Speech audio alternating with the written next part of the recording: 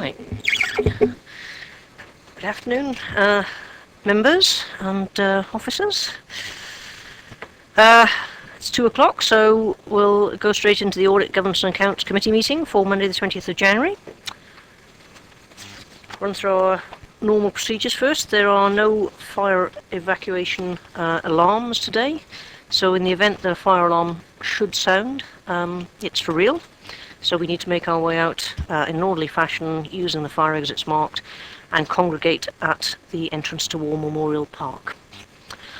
Remind everybody that the meeting is being webcast, so please be on your best behaviour. Apologies for absence. I have advance apologies from Councillor Leake and Councillor Mitchell. Do I have other apologies? Yes, Councillor Shaw. Councillor Parker, Chair. My apologies, Councillor Parker. I don't know why I always do that to you, and I do apologise. I'm going to start concentrating more, sorry. I'm the better looking one. That will stay in my mind, thank you. But better looking. Councillor Parker, you have some apologies. Councillor Keith Watts, to my knowledge, would be sending his apologies, Chair, if they've not been notified. Thank you, that's helpful.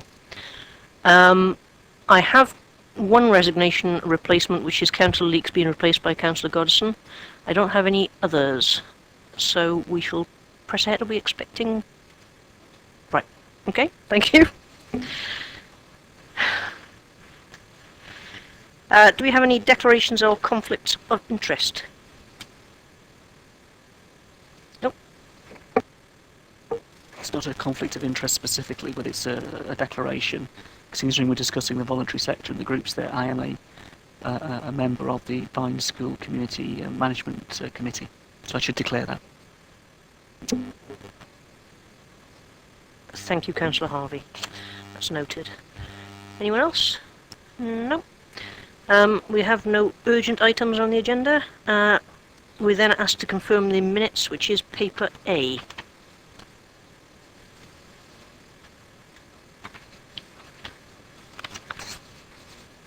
Do I have any comments? Two-sided minutes from the last meeting. No, in which case are you content that I sign them off as a true record? Thank you.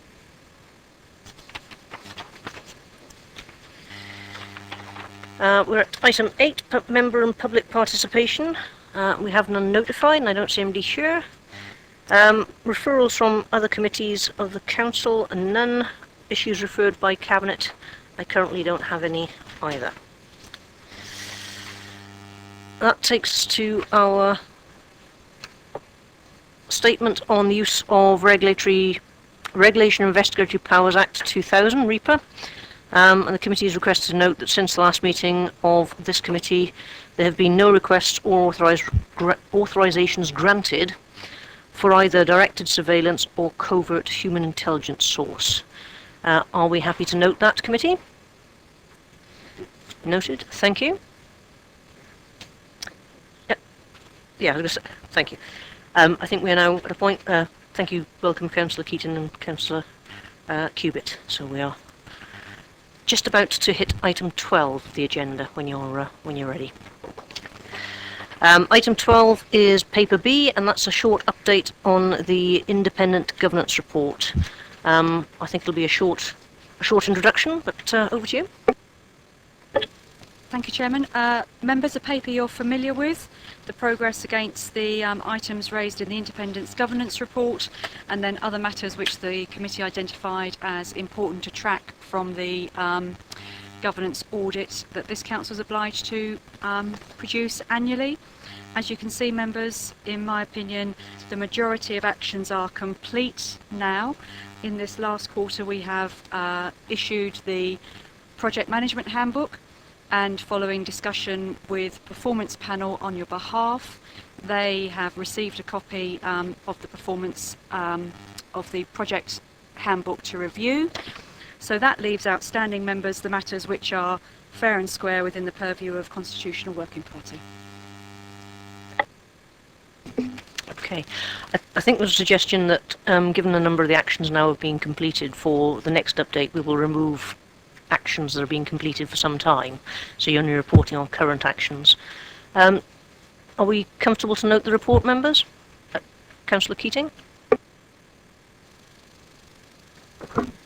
Thank you, Chair.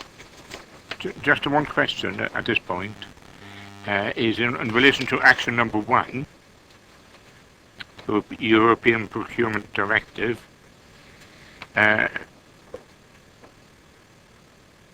An awareness session for members is referred to. Could we possibly have an indication of when that might happen? Thank you. Thank you, Chairman. Yes, Councillor Keating, you're quite correct. That one's still in progress as well. The Head of Service is in the room, but she's just indicating that the date is still to be confirmed pending review of the document. So that one is still outstanding as well. If I may, Chair, this month, next year?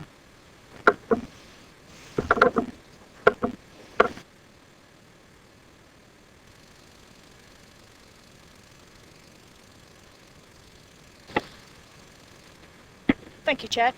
Councillor Keating, we're looking at doing a members' briefing in writing rather than try and getting all members together on procurement processes and the new EU directive, and we're looking to have that out in the next couple of weeks. Yeah, I've got Councillor Harvey and then Councillor Cupid. Thank you, Chair.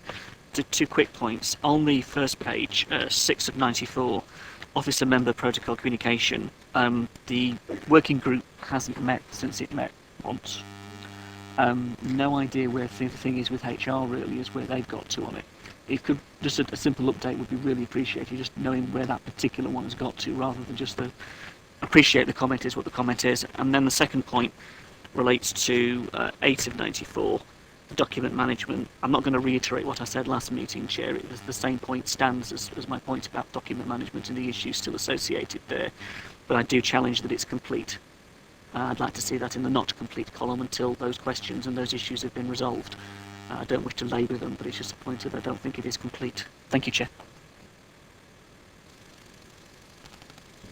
Yeah, I think I'll ask for a comment on the first part. I think the second bit sorry, not kick that. Did we not ask audits to come back to us with an audit on? Yes, okay. Right, okay. It might be that we've just not updated because that was a new action. Yeah, so we need to add that action. I take that point. Can you come back on the first point, please? Yes, certainly. Thank you, Chairman. As it says there, Councillor Harvey, CWP is to review the work in progress on that. There's a CWP meeting this evening. I have a verbal update. Members are aware we have some more information lately received in the Council that probably means we need to refresh that approach, and that's what I want to discuss with CWP as to whether a more robust approach needs to be taken there. So, yeah. Councillor Cupid. Yeah, in connection with the very same point, the officer and member protocols, I was pretty concerned. I wasn't able to attend the peer review, but it was abundantly clear from the peer review that high-level members from other councils have serious concerns with the way that the papers are presented in committees and the ownership and the role of the scrutiny committees. And that, if you drill down, is very connected with this point. And it is an issue that I've had very serious concerns with for 4 years, because I've always said, who owns these papers? And I was told by the Chief Executive about 3-4 years ago, when Councillor Finney was leader, that the Cabinet were effectively non-executive directors, and the ownerships of all of the documents belonged to the officers, which obviously is in direct contradiction with what's come out of the peer review. So given that we're an audit committee, and given that if a peer review is to be run, it is to be run and adhered to or listened to, and for us to improve processes, it seems to me there's a fundamental misunderstanding or disconnect in the ownership of these committees and the ownership of the papers. And I think it is extremely important for this committee either to address this as soon as possible, because I don't want it going off into the hinterland. It's something that I think needs to be dealt with ASAP, and I don't know what other members think about that.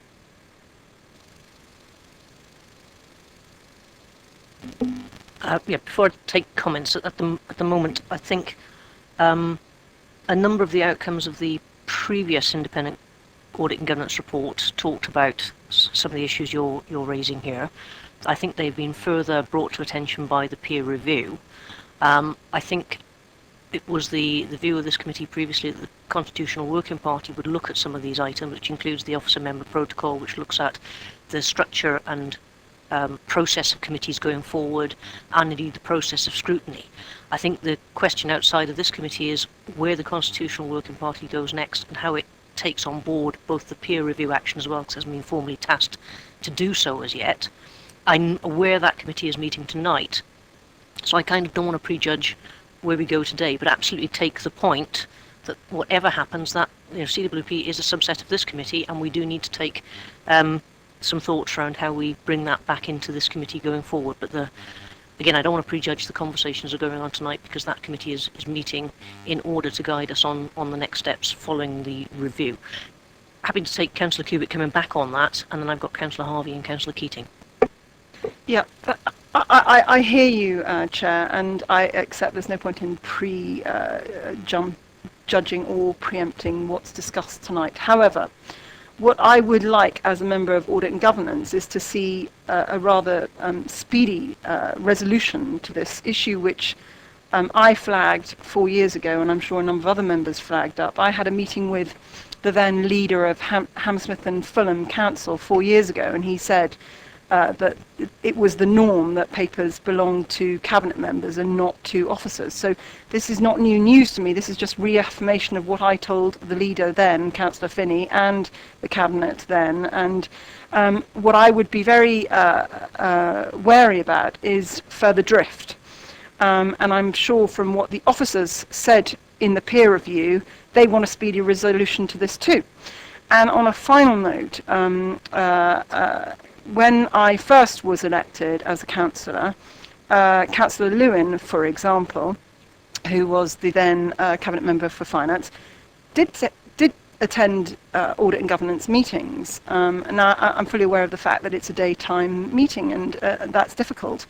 But I also recall that at every scrutiny committee meeting, the portfolio heads attended those meetings. And it doesn't seem to me that that's always the case anymore. So not only do they not seem to have ownership of the papers, but they don't seem to attend the meetings. And I think that the quicker this is resolved by both the leader, the cabinet, and that you as chairman, if you could possibly communicate this, because I'm sure fellow members of audit also would agree with me, that we want to see there to be a connect between the political narrative and the cabinet, who get substantially paid for their responsibilities, and the ownership of the political decisions that take place. Thank you. Thank you. I'll take comments from Councillor Harvey and Councillor Keating. Thank you, Chair. I'm pleased this has been raised, really, and I think it is an important point going forward, because it's been a bit tortuous so far. It's been a bit of those conversations of dancing around the key subjects, really, and that's because there's an opposition view and there is an administration view, and I don't use the word conservative group. I use the word administration view, and I think that's a point that needs to be borne in mind. I don't personally know what the Conservative group view is of this. I know what the administration's view is, because that's been articulated as CWP, and it has been suggested that that is the Conservative group's view. Now, we have a fairly big divide here between the opposition groups, who have articulated a position of all of us at the CWP on scrutiny and on the way we'd like to see things go forward, and a view put forward that said no need for any change, really, and the change needs to be tinkering around with what we've got rather than anything substantial.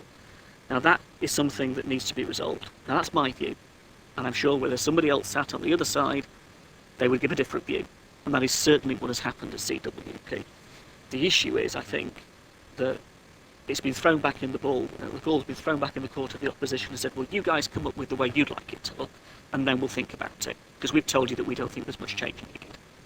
Now, we can do that, but you might get 3 different views, because the Liberal Democrat group, the Labour group and the Independent group may not all agree necessarily on the detail, but we do agree on the fundamental, that there does need to be a fundamental change to scrutiny. And Councillor Baker, myself, and Councillor Keating and Councillor Bierman have all expressed the view at that meeting that we think there should be an independent scrutiny committee chaired by and vice chaired by a member of the opposition as a principled starting point to show goodwill and to show forward momentum in all of this. Now that's the detail I guess the CWP are going to have to get their head around and debate this. But we've been dancing around it, and I don't necessarily see any solution to it in the short while. Because you can't just come up like that with a set of proposals from 4 different groups and work your way through them and find an easy route to a negotiation. But that's what it is at the moment, Chair, it's a negotiation. And it is tortuous and it's difficult, and we need to get there. There's loads of other things that fall out of the peer review. Lots of other things that fall out of the peer review. A few suggestions I completely disagree with personally, and suggestions I completely agree with, and I'm sure that'll be around the table. But the one thing we need to have is a different change in culture of how we go forward. And if the administration won't move, if it won't budge from the existing framework, the existing structure, then we have a fairly big impasse. And how do we get around that? I think, to be honest, at the moment, tonight's meeting could be pretty essential, really. Not because we'll solve anything, but it'll certainly get there in terms of the debate. The 17th of December when we met was a constructive discussion, but it didn't give what Councillor Cubitt wants, which is a resolution to the issues, or even an indication of a possible resolution to the issues that were being raised. So yeah, I'll sum up some comments in a second, but Councillor Keating and then I've got Councillor Parker.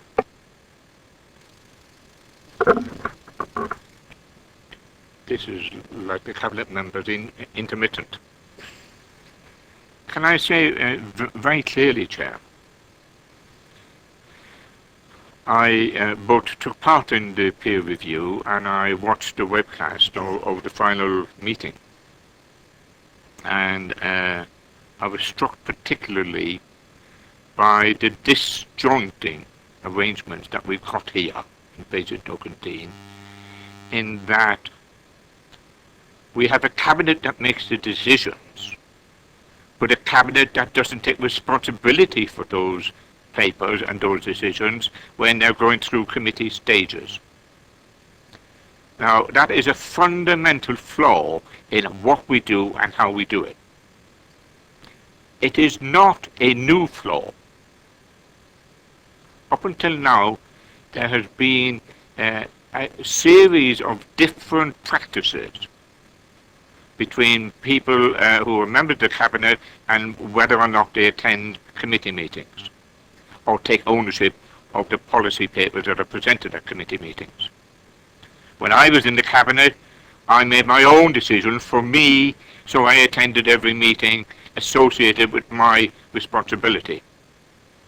Others did not, and I was not critical of them at the time, and I'm not going to be critical of them now.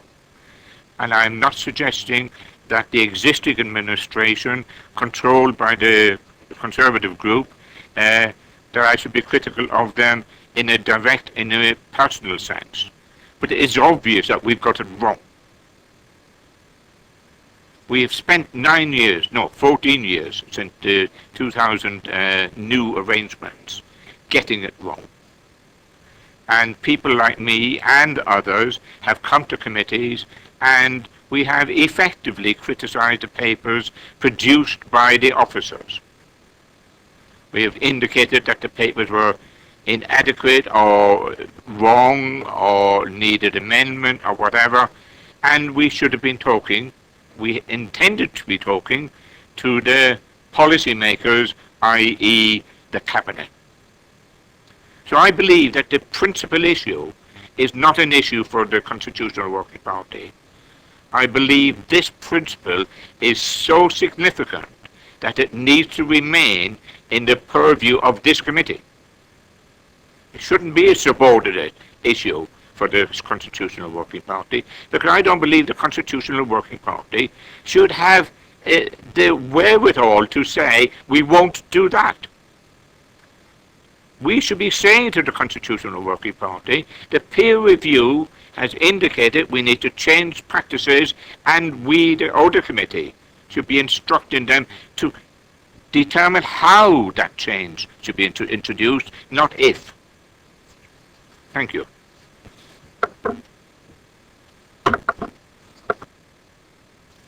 Councillor Parker.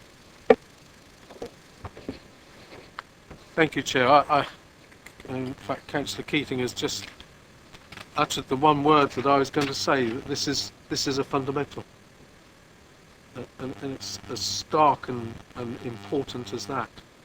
It's the mechanism under which the council operates and conducts its business, and there has to be accountability, and that is the privilege of the position of being a portfolio holder, and to try to, as it were, sidestep that particular point, I think is very wrong.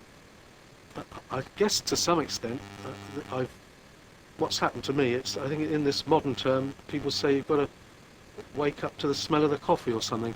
I've realised now, when for too long I've been asking for the cabinet member to be put on the paper. Now I know why. It hasn't happened, and at the minute in time it's unlikely to. And I endorse completely what Councillor Keating has said with regard to the fact that to continue to have this one particular aspect remain on the agenda of the Constitutional Working Party is taking away the possibility of any real remedial action being taken. On the other point raised in regard to the Constitutional Working Party, I would want to say that our group has had continual feedback, and our member of the panel has sought the group's view, and so they speak with the groups. They are reporting and talking with the group view. Councillor Cubitt, you want to come back? I'm just going to, before Councillor Harvey speaks, I'm still unclear about is the minutes, okay, and how it all operated since we've supposedly improved the situation.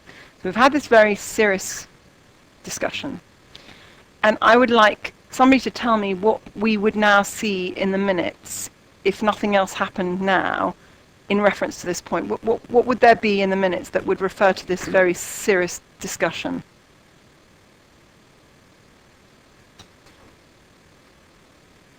Because there's no resolution at the moment. Thank you. Of course, Councillor Cubitt. Notes are being taken of the debate as it has taken place, without any formal intention or resolution or recommendation from the committee. I would paraphrase that the team would reference something like, the committee had a full and open debate regarding the outcomes of the peer review and urged the Constitutional Working Party to consider that in its fullest scope within its brief.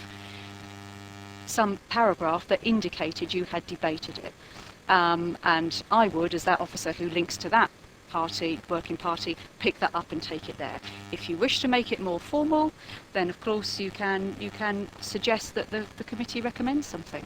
But may I just say, of course, Constitutional Working Party is an informal working party. It's where the different groups come together to broker ideas and a way forward, and that ultimately is decided by full council.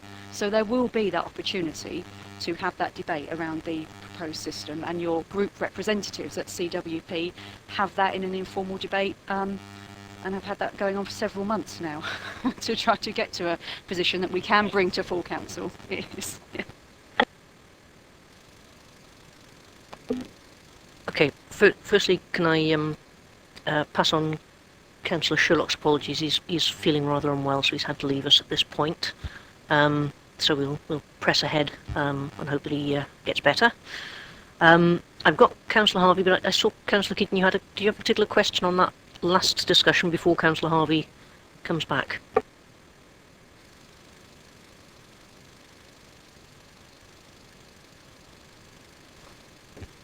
We're not deliberately trying to silence you, you know, Councillor Keating.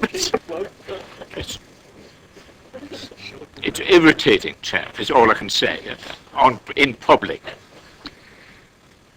What I wanted to say, Chair, was that this matter is so fundamental and so important, and arises out of the peer review directly and immediately, and has direct and immediate impact, that I wish to put a formal resolution that the peer review decision or recommendation that cabinet members should own policy papers and attend meetings where they're discussed should be a formal part of our practice going into the future.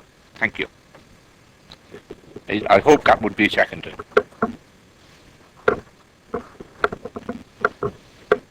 Sorry, I'm happy to second that. Okay, perhaps while we hear from, perhaps while we hear from Councillor Harvey, would you be minded to give us just a note Well, I mean, of that accepting resolution? Councillor Cupid's seconding. What I was going to suggest was that I appreciate Mrs Taylor's comments about what will be recorded in the minutes. However, I would like to see a fuller minute of the discussion, because I think there are members around this table so far who have made, some fairly important points, and just a one-liner isn't going to reflect that. So as I have to move a recommendation that the minutes have to reflect that, then I'll do it. But I would just appreciate that the officers would pick that up. A much fuller, of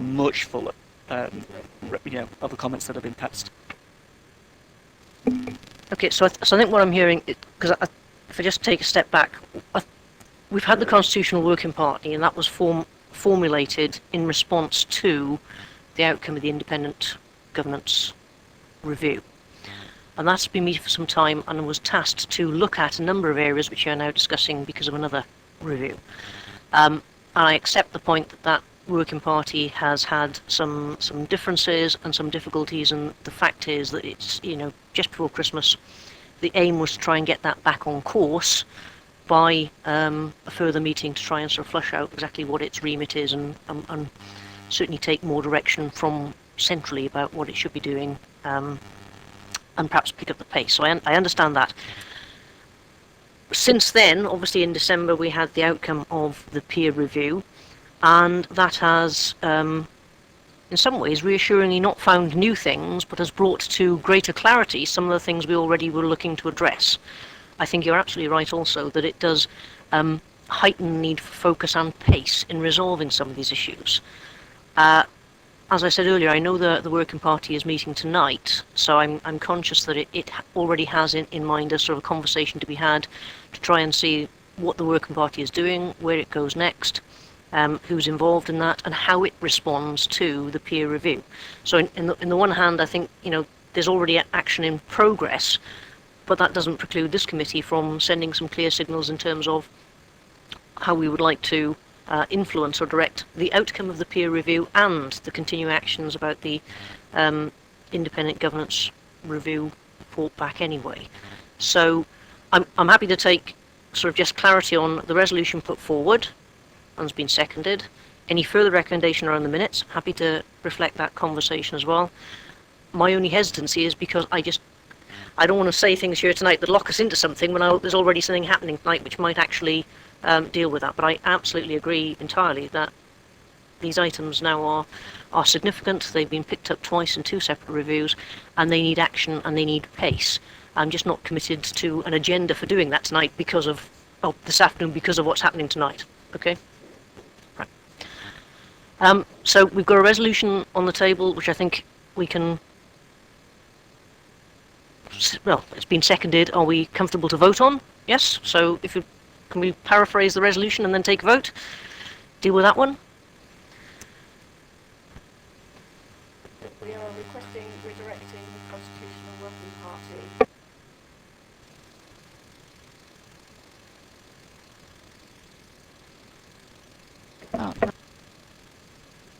Sorry, Chairman, got used to this system here. We're directing the Constitutional Working Party to add fuller pace to the proposals to look at the overview and scrutiny arrangements, particularly to the Cabinet members holding their name to the papers, basically.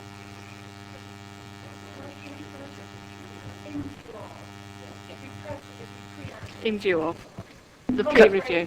Hang on, we're off because you're off mic as well. So can I go back to Councillor Keating, as it was his resolution in the first place, just to clarify his intent behind it?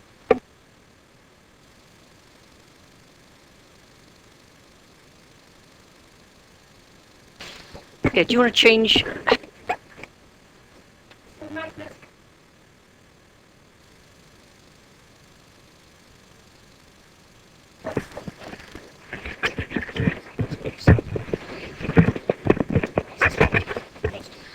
closer.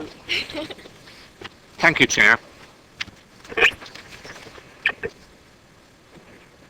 The issue that I raised was not in relation to overview and scrutiny. It was in relation to the fundamental problems that has arisen in this Borough Council arising from Cabinet members not owning the policy papers and not justifying the content of those policy papers at policy committees like the committees they had to go through.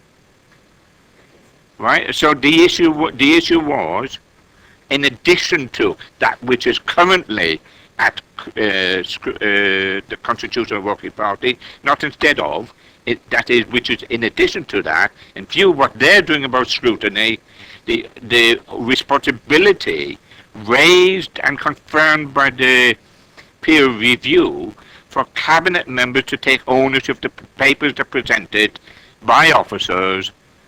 The officers will, of course, contribute to and design and produce the papers, but they will do it with policy makers like the Cabinet members, and the Cabinet members will go along to committee to justify them. I'm just explaining, Chair, what it really does. It stops us councillors attacking officers. It means we attack the political membership of the administration who own the issues. Yeah, I think the point's well made. I think what we're Thank trying you. to do is just grab some words on which we can vote. That's all. So I think we've got a couple of yeah, Mrs. Taylor, perhaps. Would you like me to have another go? Is it that? Well, Denise had a little go. Let's just give it a How try. about that this committee resolves to. Can I use the word instruct? We might need to think about this. Committee resolves to instruct the CWP to consider, in any considerations of a revised governance structure, that Cabinet members take responsibility and ownership of policy papers under debate. Is it something like that? Well, I think there's a limit to how. Okay, you can ask CWP. You can ask yourself to do that later. The point is that you want Cabinet members to take ownership of the paper and attend the OSCOMs. Is what you are asking for support for this committee, isn't it? If we said, in view of serious concerns raised by both the IGA and the peer group review, this committee resolves that the issues raised in relation to Cabinet members' responsibilities be addressed as soon as possible. Full stop. And that's not too prescriptive then that means that CWP's got. Are you happy with that, Councillor Keating? The only comment I would make with the Chair's consent is this is the Parliament Committee. I don't believe we should defer to the subordinate committee. You know, it really becomes a tail and a dog wagging, the tail wagging the dog otherwise.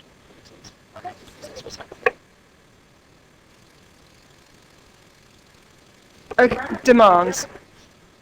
This committee demands that the matters relating to Cabinet and Cabinet responsibility and ownership be addressed as soon as possible. Bang. Then that's not being subordinated to another committee.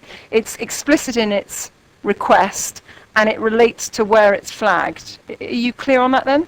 So in view of the serious concerns raised by both the IGA and the peer group review, this committee would insists that these matters relating to Cabinet and Cabinet ownership of OSCOMs be addressed as soon as possible. Yeah, can we just look and wordsmith that? And Councillor Harvey, yeah, you're going to pass that over so we can. I completely agree and will support what's been said. I have one point I want to make in relation to the way the debate has gone at CWP. When OSCOMs are mentioned, it is the view of the council leader, and it is the view of the other representative from the Conservative group, that we are talking about the existing system and rearranging the deck chairs on the Titanic. It is the view of the opposition groups that there needs to be change and that there needs to be an independent scrutiny committee. Now, every time we mention Ofcoms in that manner, what we're actually doing is creating another episode in the debate that keeps being had. You guys go away and prove to us that scrutiny is needed, and we ain't going to change until you do. And we think we can change the existing system and tinker around the edges because we think that's best. Now, that's my biased view. I appreciate that, but that's my interpretation and my view of it. And at the moment, what we're facing is that utterly immovable object. One half of the council says we want an independent scrutiny committee. The other half of the council is saying, no, we don't. And you won't get it. So what are we going to do? Because until that issue is actually resolved, this ain't going to go nowhere. Because Constitutional Working Party is going to debate itself into a corner, and it already has. And the ball's back in our court now, because quite happy to go away and design a committee system that works, guys, and come back with us with all the detailed proposals and prove to us that, you can make a system work. Anybody can redesign a system and do that sort of detailed work, but that's us doing it when we need to be working with the officers doing it, to be honest with you, with a bit of an agreement round the table that actually we want to see the fundamental change. Now, I honestly do not know what the group, 30 members of the Conservative group, genuinely believe on this or not. All I know is what your leader and Councillor and fellow in the Constitutional Working Party has said is the group position. Now, if the group position is that you don't want an independent scrutiny committee, we have an impassable object here. And I'm not too sure where this then goes. So to be honest here, I can vote for this, but I would appreciate, and I'm sorry this has come up in this way because it needs to be constructive, and I'm desperately trying to keep this constructive.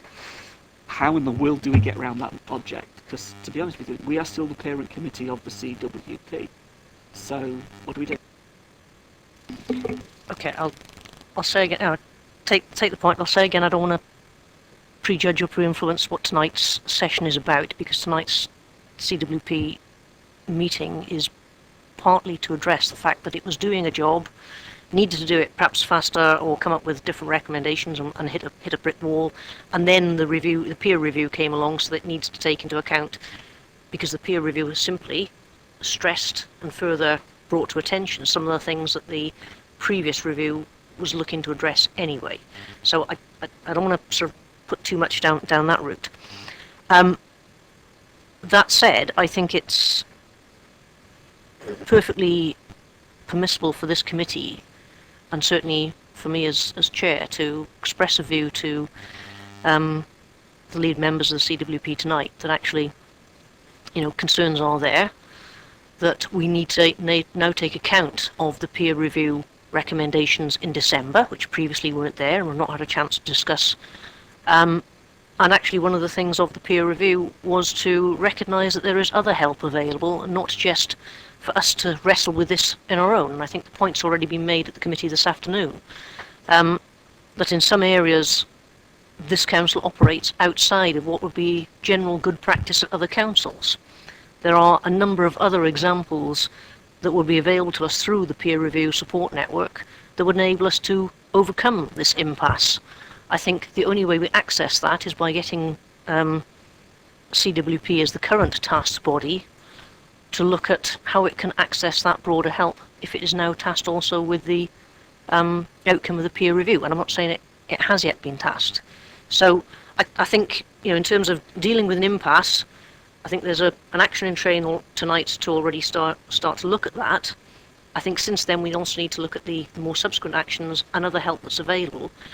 But I take the point that we cannot keep wrestling amongst this and as a result do nothing, when in fact there are a number of issues and people telling us from both inside and outside this council saying something needs to change.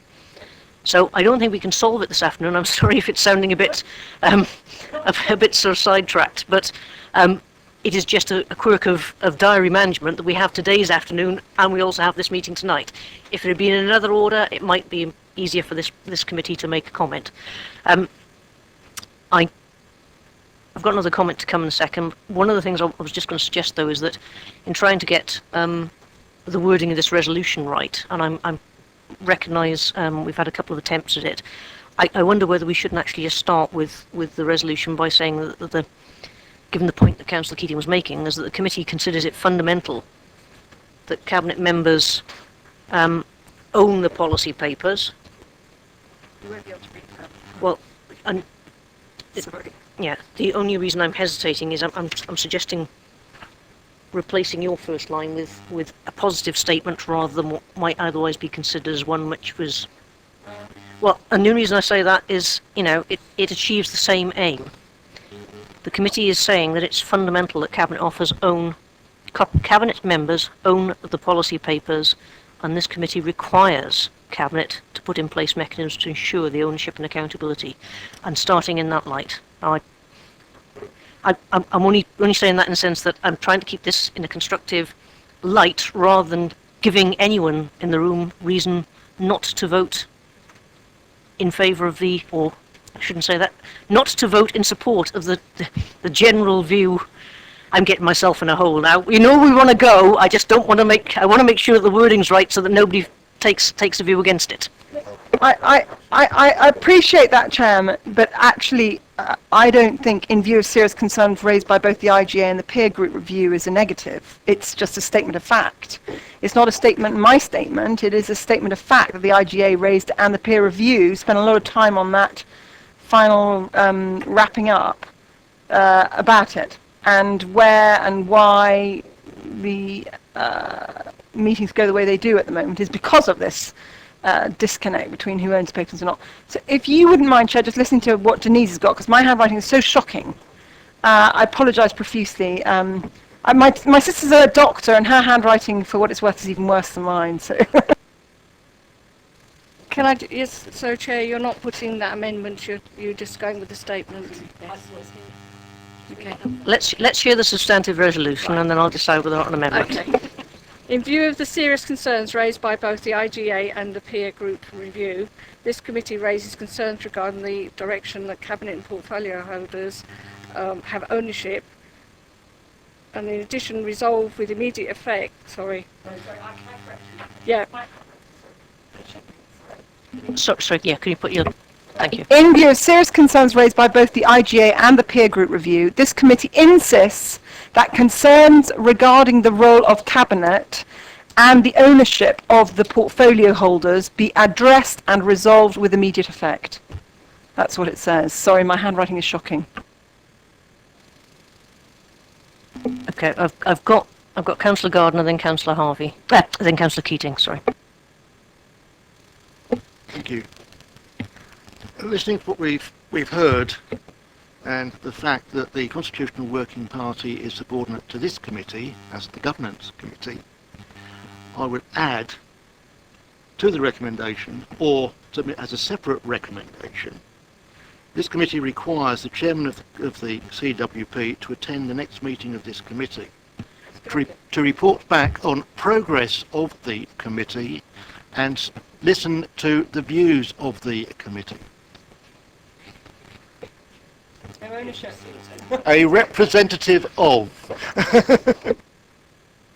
Yeah, I was just going to say, okay, before I come back to, hang on a minute, before I come back to Councillor Keating, I take your point, Councillor Gardner, but I think the point's already been made. One, there isn't a chair, and secondly, we already have members of the Constitutional Working Party in this room, so we can always ask them for an update of that meeting's progress, and in fact we have done that in the past. Councillor Keating, can I ask for your comments on the... I think that the point that you made in your opening in the fundamental issue, referring to that, I think that could be the beginning, the first statement, and then followed by the statement from Councillor Cubitt, and I think the two together would form a comprehensive and effective minute. Thank you. Okay, Councillor Harvey. Thank you, Chair. I agree with that, and I would just add, in terms of where this goes from here, I mean, and this is for the record, if this is going to get minuted, if its comments are going to be collected, I think there are things in the peer review which we should take notice of and debate and discuss amongst ourselves. Yeah, put that in audit here.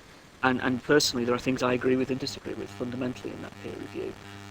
There are things I agree with and disagree with in the independent governance and audit, and we all do that, don't we? We've all got our views around the table. I think the issue for me, and this is where I'm looking for maybe this body to own it, is the culture change.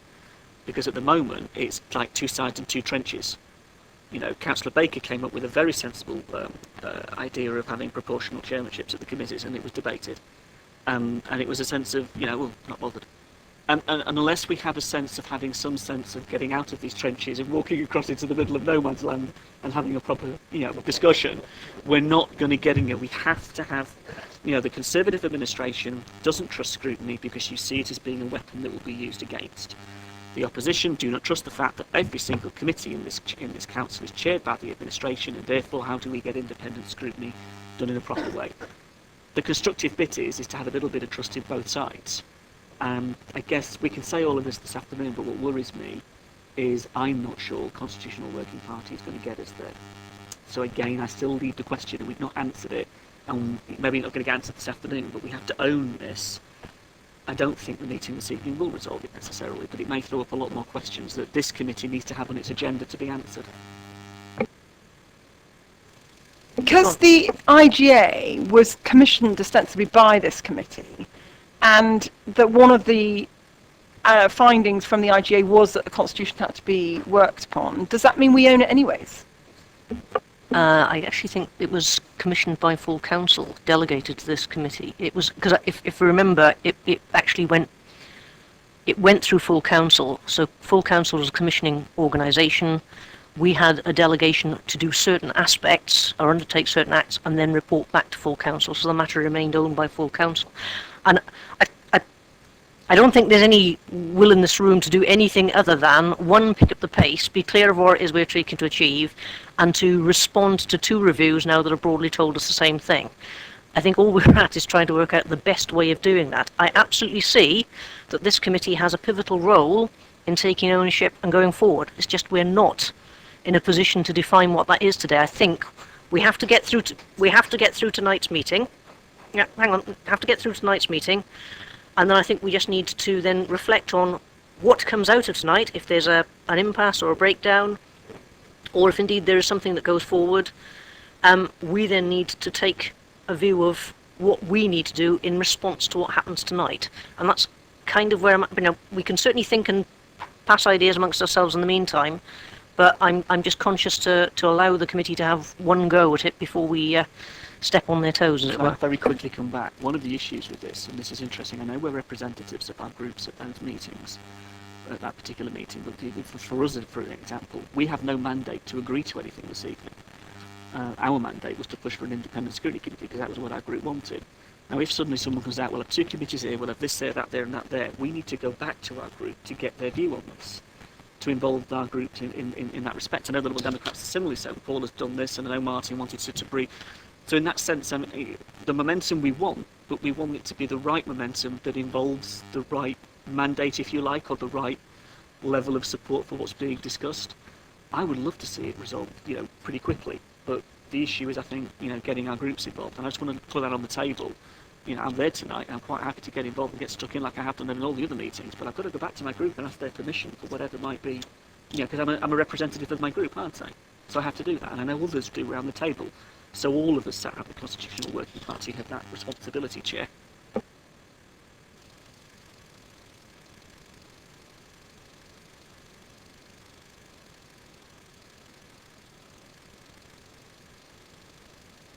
Go on, then, I'm thinking anyway. Just follow.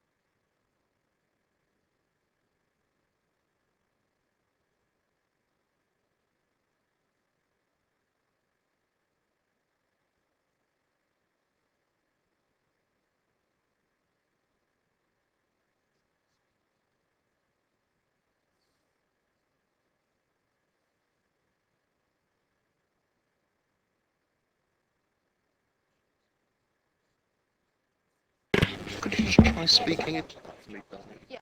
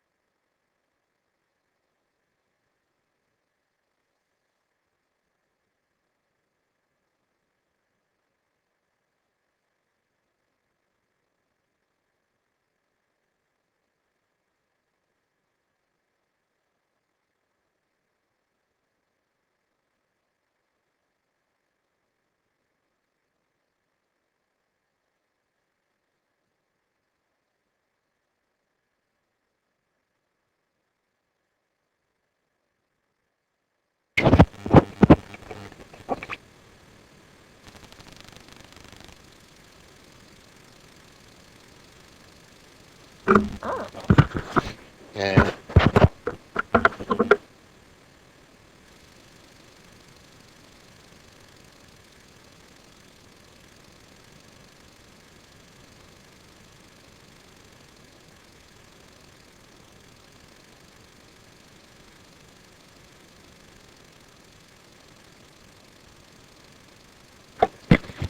1, 2, 3.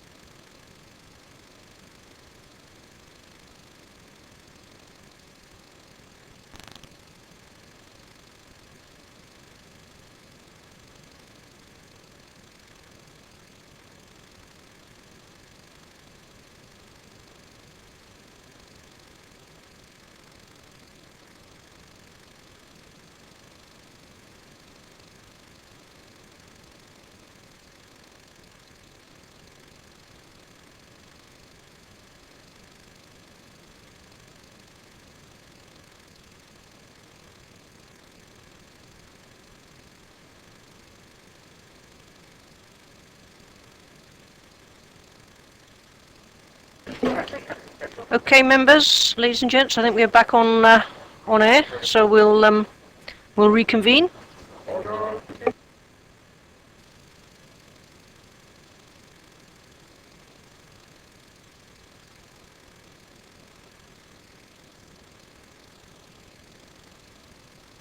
Okay, we're up and running. We're back on sound and camera, and we're going to have another crack.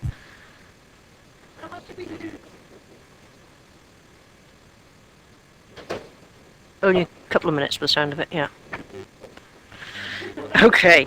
So, well, hopefully not, because the important bit will be captured now when we sort out this resolution. Okay, so we're going to read through this resolution, and then hopefully that will take us through to the end of this item. So, please. Right. ARGA considers it fundamental that Cabinet members will own the policy and papers of this Council in view of serious concerns raised by both the IGA and the peer group review. This committee insists that concerns raised about the role of the Cabinet and the portfolio holder ownership be addressed and resolved with immediate effect. Thank you. Okay, so that.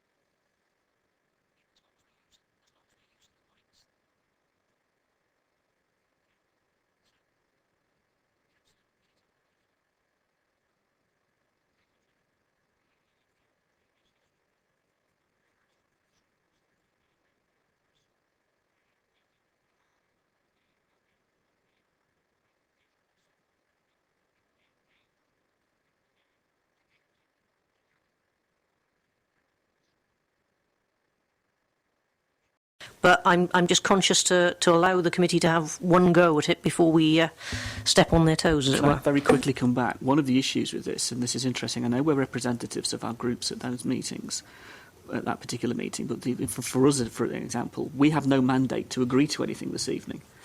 Our mandate was to push for an independent scrutiny committee because that was what our group wanted. Now, if suddenly someone comes out, we'll have two committees here, we'll have this there, that there, and that there, we need to go back to our group to get their view on this, to involve our group in that respect. I know the Liberal Democrats are similarly so. Paul has done this, and I know Martin wanted to brief. So in that sense, I mean, the momentum we want, but we want it to be the right momentum that involves the right mandate, if you like, or the right level of support for what's being discussed. I would love to see it resolved, pretty quickly. But the issue is, I think, getting our groups involved. And I just want to put that on the table. I'm there tonight, and I'm quite happy to get involved and get stuck in like I have done in all the other meetings. But I've got to go back to my group and ask their permission for whatever might be, because I'm a representative of my group, aren't I? So I have to do that, and I know others do around the table. So all of us sat around the Constitutional Working Party have that responsibility, Chair.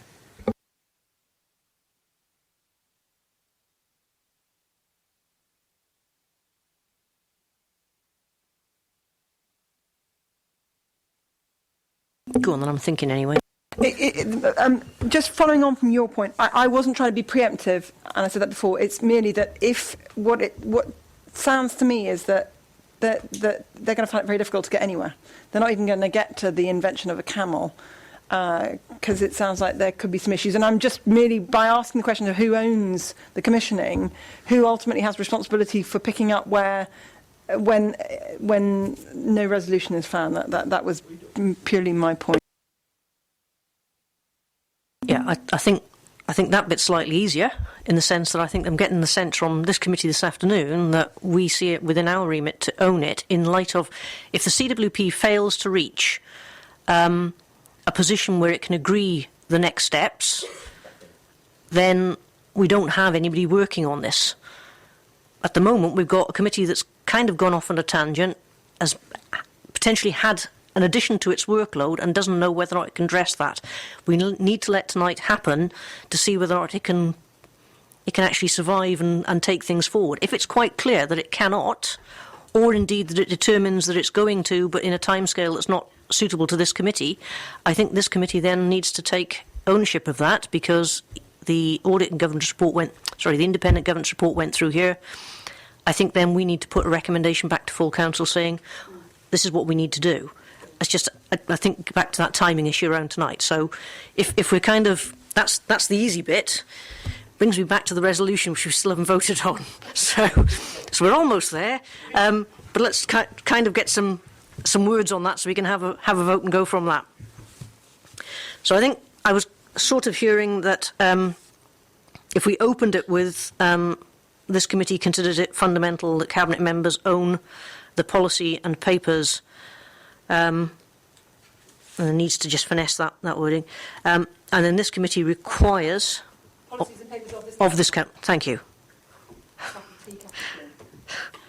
It's that simple but that difficult when you're sitting here. Okay, so policy and papers of this council, and in light of, and if you wish to go down that set of words, yep. You got to put your mic on.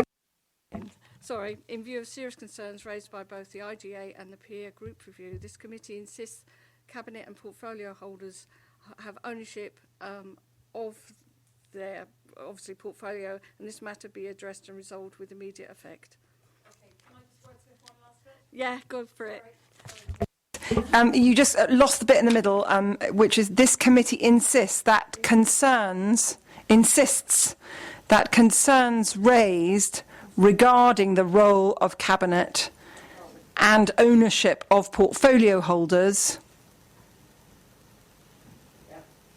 be addressed and resolved with immediate effect.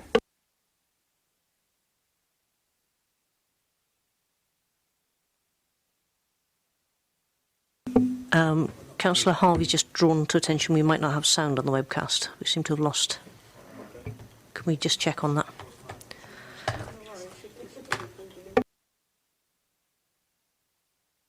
Yeah, so we'll just pause there a second to make sure we've got... Yeah, no, but let's just check, and then we can...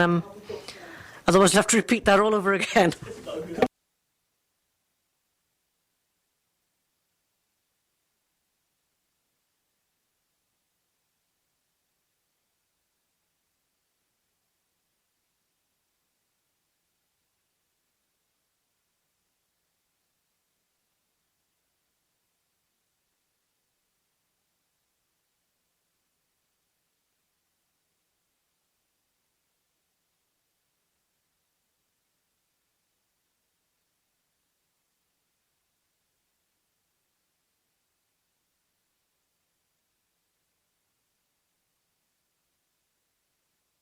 Okay. Yeah. Just to reassure you, there is a separate recording of the meeting being taken place anyway, but we will just check that the sound is on and in place. Yeah. May I introduce a note of fact? If you insist. When I was subject to a disciplinary case because of a complaint against me by Tories, it came up on camera, but there was no sound. And I was told by the people downstairs, you couldn't connect the two. But I had to go and pay for it privately to be done, and it worked. Okay. We'll just check, see if we've got the sound up and running, and then we'll progress. Hopefully we haven't lost the flavour of the debate we were having. Yeah. Yeah.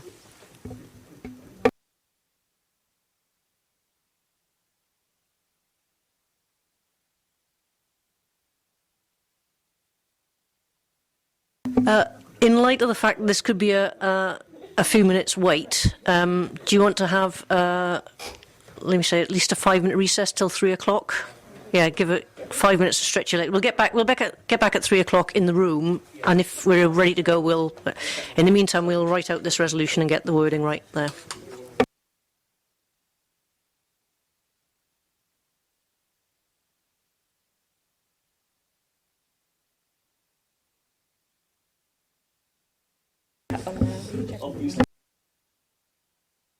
Yeah, no, I was just doing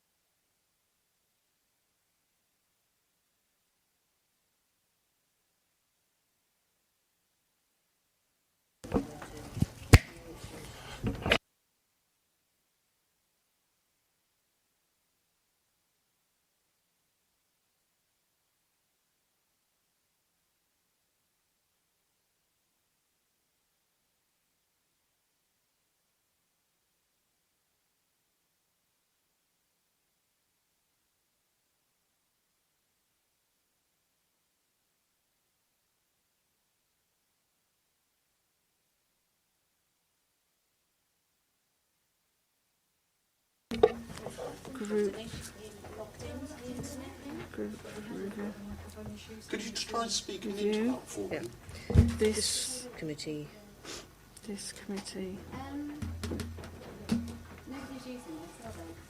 Wishes that concerns. Insist.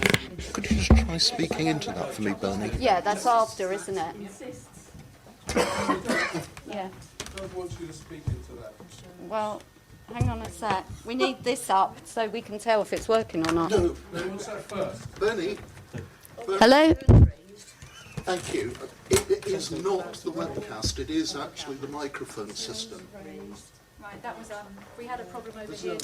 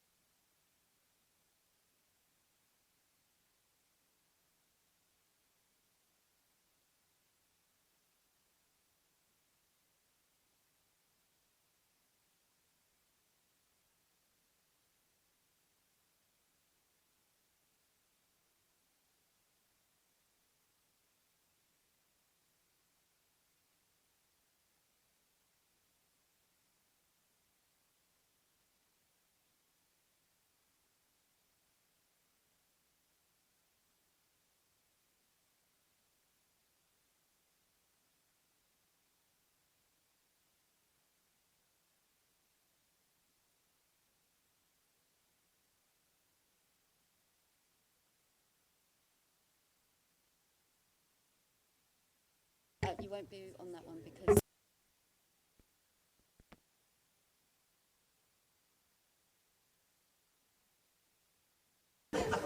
1, 2, 3 testing.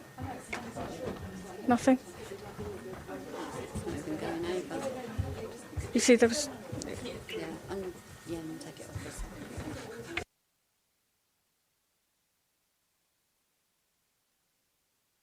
No, it isn't. 1, 2, 3 testing. So.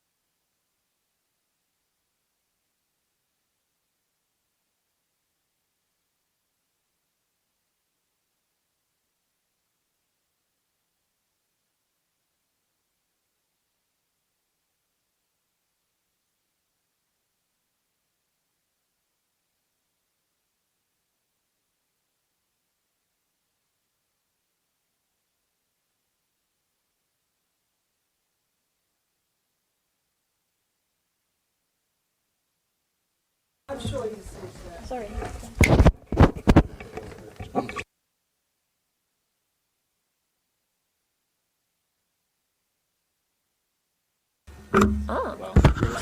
Yeah.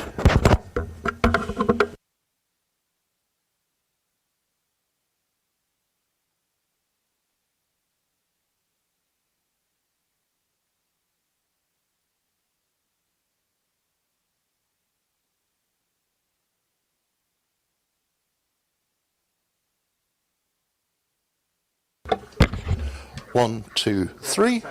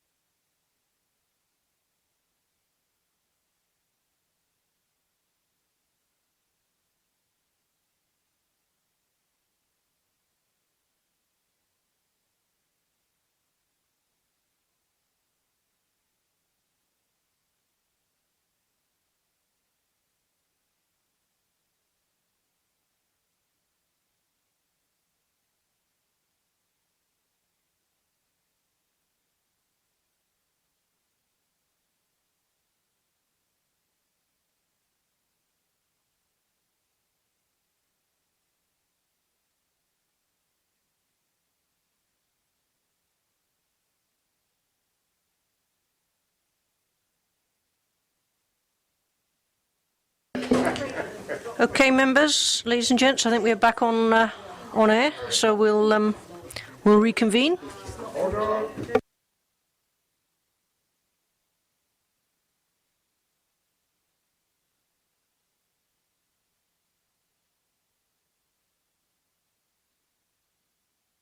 Okay, we're up and running. We're back on sound and camera, and we're going to have another crack. How much did we lose? Only a couple of minutes by the sound of it, yeah. Okay, so well, hopefully not, because the important bit will be captured now when we sort out this resolution. Okay, so we're going to read through this resolution, and then hopefully that will take us through to the end of this item. So, please. Right. ARGA considers it fundamental that Cabinet members will own the policy and papers of this Council in view of serious concerns raised by both the IGA and the peer group review. This committee insists that concerns raised about the role of the Cabinet and the portfolio holder ownership be addressed and resolved with immediate effect. Thank you. Okay, so that is the resolution as put forward and seconded. Can we vote? Can we vote on that? Yes. Everybody in favour? Thank you. Unanimous. Yes. So the vote. Yes, unanimous. There we are. That is it. Carried. Okay. Does that, Councillor Gardner? Right, I would like to add another resolution on this item, and that is that the Constitutional Working Party report back to this committee at the next meeting on progress. Okay, so that's been seconded by Councillor Harvey. I was just going to say, and all those in favour? Thank you. That's another one that's been carried. Thank you. Unanimously, if you wish. Okay, is there any other on this paper? Paper B? No, no other comments. In that case, that takes us on to paper C. This is the internal audit progress report. I think Richard is going to introduce the paper, and then we will take questions. I aim to take questions on the entirety of the papers en bloc. Okay, so please introduce the paper for us. Thank you, Chair. Hopefully this one's now working. Okay, this is the report of the work of the internal audit team for the period October to December last year, not June to September as it says on the header of the report. So apologies for that. I'm presenting the report in the same format as we introduced for the last meeting, whereby paragraph 4.1 of the report summarises all the audits that we've completed in that period. And you can see the overall level of assurance that we've given, a summary of the number of recommendations, and the relevant appendix that it refers to, which is attached to the report. Excuse me. Paragraph 4.2 of the report lists all the overdue fundamental recommendations, again to bring these forward to highlight the key issues to the committee. So 4.2 lists all the overdue fundamentals. Just a point of note that two of them on page 14 of 94, numbers 2 and 3 related to partnerships, they have actually been completed since we drafted this report, which is good to report. And then appendix 1 of the report lists the overdue significant recommendations. So again, just to highlight the ones which we think are worthy of note to the committee. Appendix 9 shows simply all the other recommendations for you to note. Appendix 9 is right at the back. Yes. So again, the emphasis is to highlight to the committee the key issues through the summary on paragraph 4.1. So happy to take any questions that you have. Lisa Kirkman's joined us here. If you have any questions concerning the processes and everything on the grants audit, but obviously we can't discuss any specific issues on specific grants. We're just looking at the overall process. Thank you. Okay, members, do we have questions? Councillor Harvey. Thank you, Chair. A couple of questions as I go through on other matters, and then quite a few questions on the sector issues, the voluntary grants issue. I noted throughout the paper the vast number of 30th November 2013 points of when actions were due to be completed. For example, just on page 5 of 8, and on the grants issue, you've got both of those areas there. Did issues between grants and contracts and so on, the completion dates being the 30th of November 2013. We're now into the new year, and that concerns me as to where we are at on quite a lot of this. I appreciate you're not going to go through them line by line and give them all to us now, but I did note here we are with this being the meeting we are at, and yet we have such a significant number of dates overhanging. A specific question, if I could, on page 22 of 94 relates to 4.2 and 4.7. It's housing benefit, B&B and rents, and B&B rents at the top of the page. Sorry, 3 of 3 or 22 of 94. Sorry, Stuart. Yeah. if we're pausing to find a page, yeah, if we're pausing to find a page, I mean, Yeah. I've just been notified our sound has gone again. Did it capture the resolution and the unanimous support of both the subsequent? I think we were there to that point. It's literally just gone again. So, given where we're at, my view is we do have a separate sound recording. Whether or not we're actually able to carry on with the meeting and make sure it's properly minuted, rather than keep suspending our meeting and coming back. Are you content with that, members? Yeah. Because this came up in the independent governance audit, and because there were three very key meetings where the system didn't work, one of the solutions and I might have misunderstood you, but I just want real clarification from, I don't know, Lisa or Denise or Kevin, is that what you're saying is that the webcast isn't working, but we still have audio coverage. Is that what you're... I'd like someone... There's a separate recording. Oh, it's a dictaphone. Okay. And does the dictaphone tape from here, or is it from a room so you can barely hear it?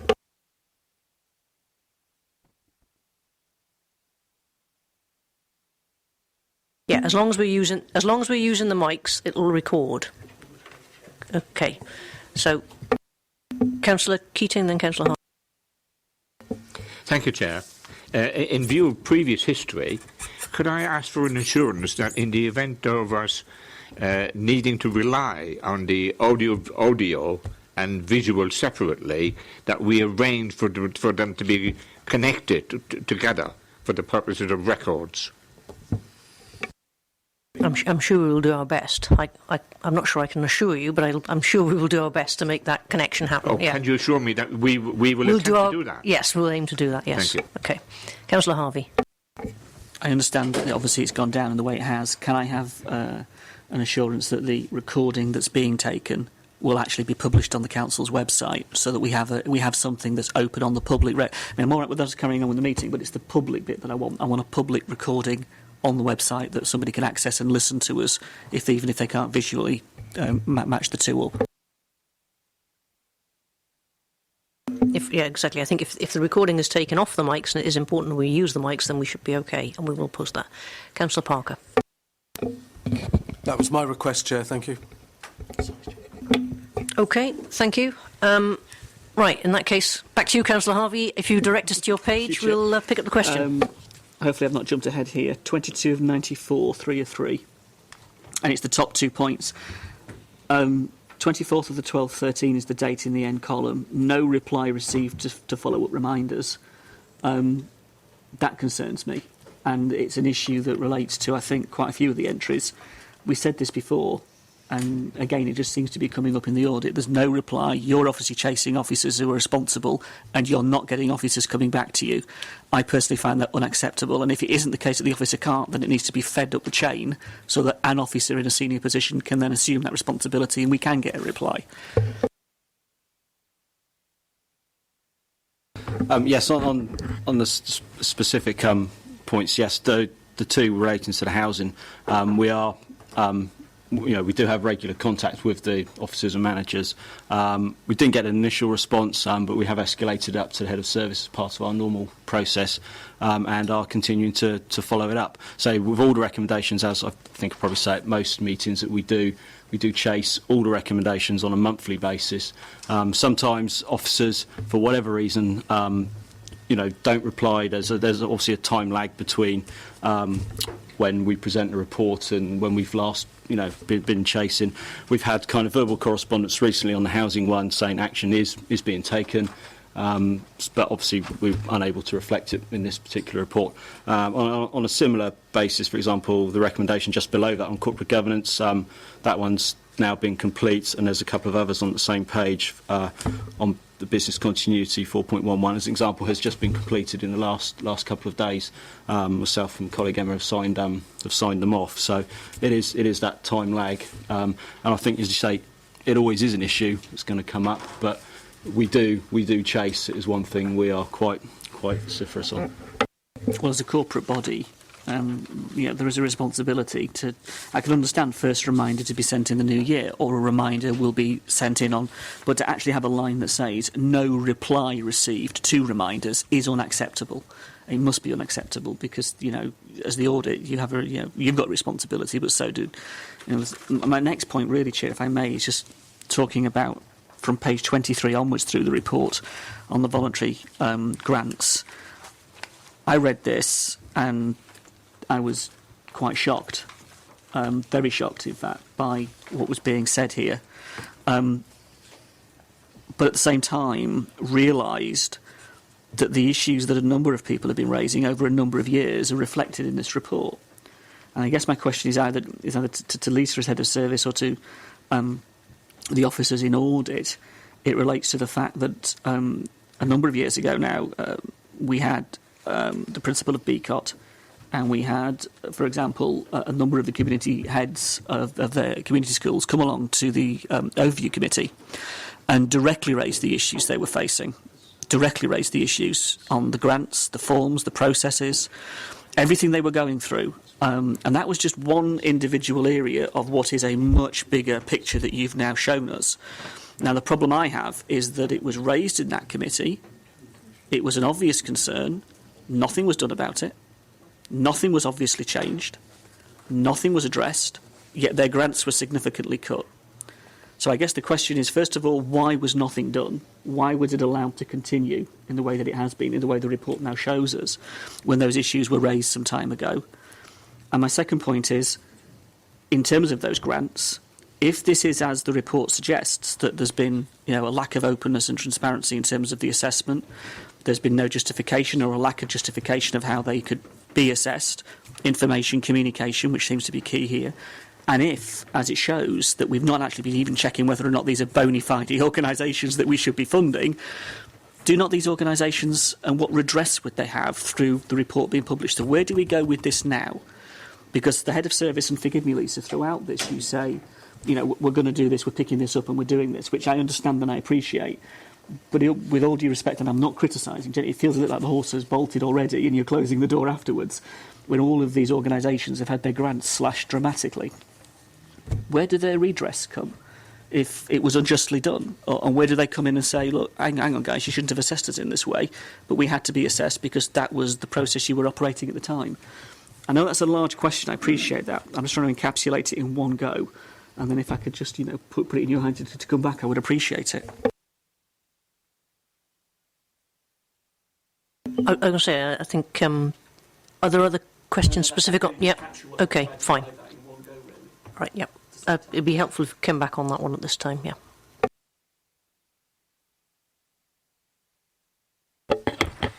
Thank you, Chair. If I set a bit of context to this, councillors, it might be quite helpful. The Commissioning Business Unit, which came into existence in April 2012, brought together all of the different forms of revenue grant funding that we had across the council. So there was a separate process and criteria in terms of arts and cultural organisations. There was a separate one for voluntary and community sector.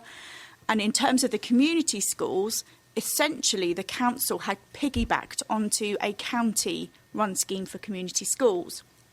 The county council then withdrew all their funding to community schools, and there was no longer an application process that went through the county. So we had a position whereby, and this is my understanding, Councillor Harvey, a paper was brought to an Ofcom in terms of putting a criteria in place, but this criteria that would have applied was not published to the community schools before they put in their application forms and was felt to be unfair, and therefore there was no criteria essentially for community schools, which is why in the last year we worked with community schools more in terms of their grant funding applications be relating to council plan priorities, knowing that there is a review of the grants process that was being undertaken from October this year.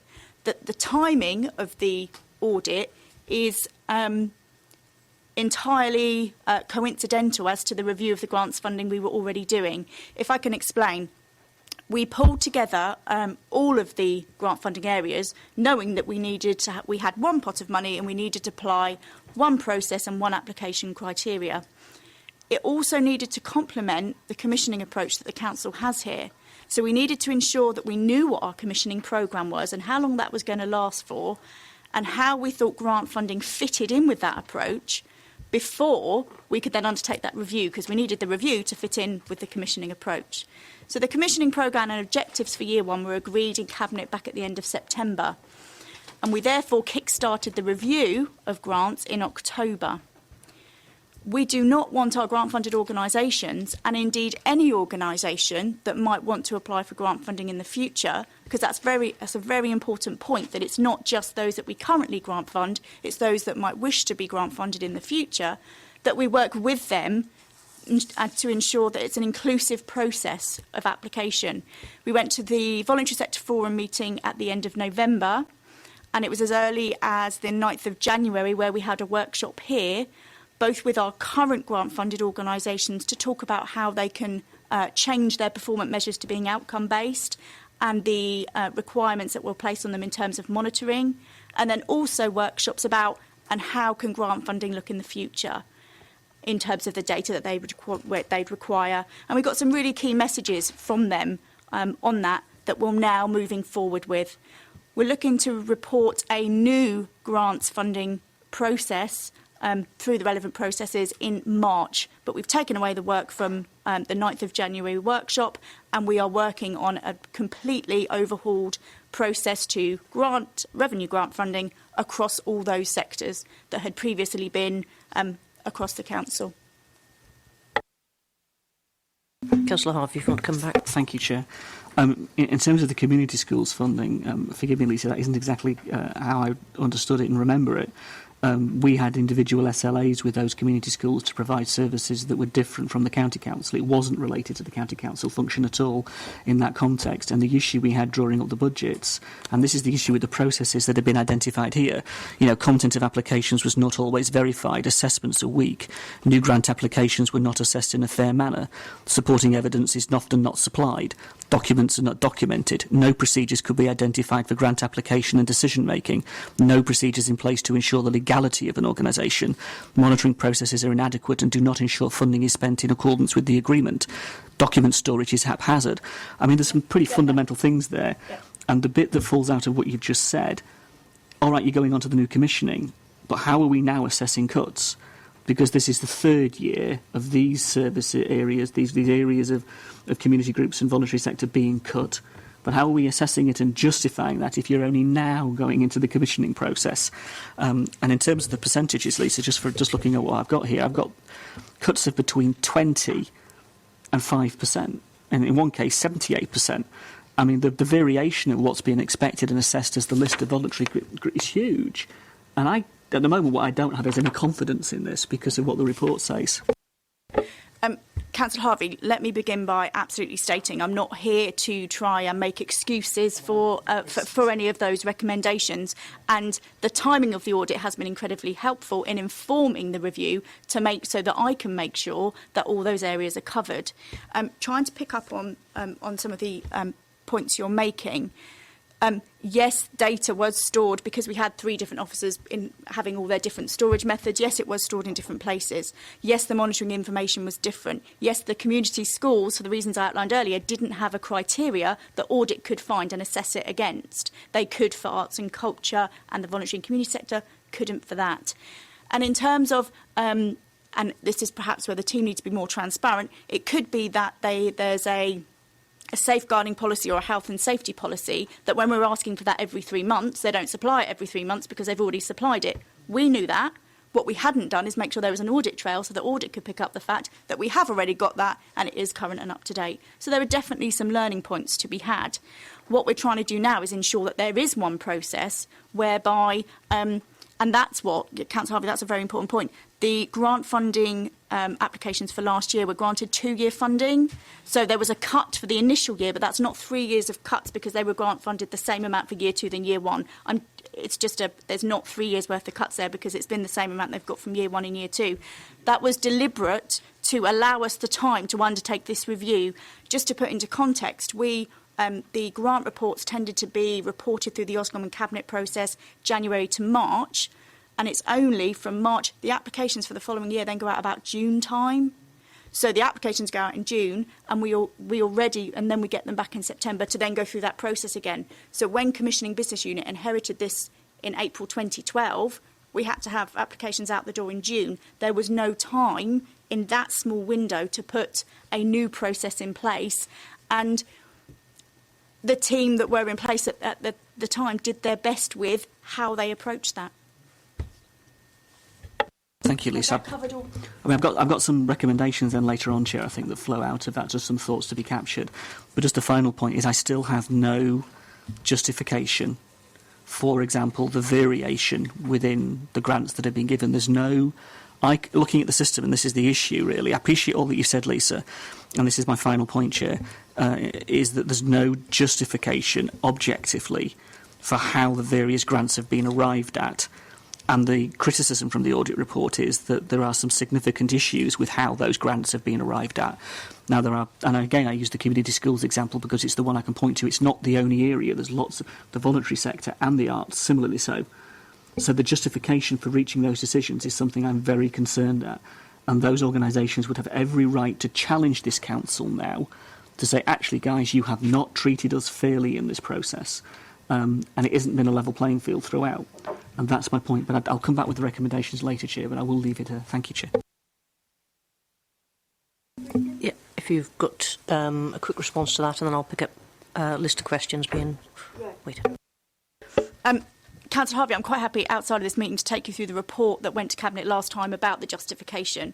But just very briefly, it was based on an impact assessment. So the organisations themselves told us the impact of certain cuts, and the balance was taken by Cabinet in terms of trying to minimise that impact on the voluntary sector community, arts and leisure and community schools, whilst also trying to balance the books. Councillor Harvey, you made a point earlier which I've missed, and that was your concern about the actions due to be completed 30th of November last year. Because they're fundamentals, they have a 1-month timeline.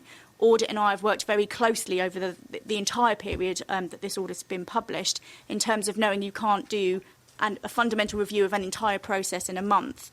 And unfortunately, as well, some of these recommendations, I cannot evidence to the auditors that we are now doing it until we go through another application process. So all organisations should be required to make an application. The distinction between grants and contracts should be defined. All grants should be assessed against an established criteria. Until we go through that process, this will remain on the audit because I can't take it off until I've evidenced it. So I'm afraid that these will be featuring in your reports for some time to come. The only thing I can tell you is there's no effect on the actual organisations because they don't apply for grant funding again until June, July of this year. Just picking up on that, it would be helpful then if the actions column reflects what you've just said so that we don't continue, because our memories will fail us, and the next time we sit here we'll be saying, so why is that overdue? When it would help to have that action recorded in this, that we don't ask at the wrong timing. Right, in terms of listing, I've got, for questions, I've got Councillor Parker, Gardner, Keating and then Cubitt. So Councillor Parker, you're next.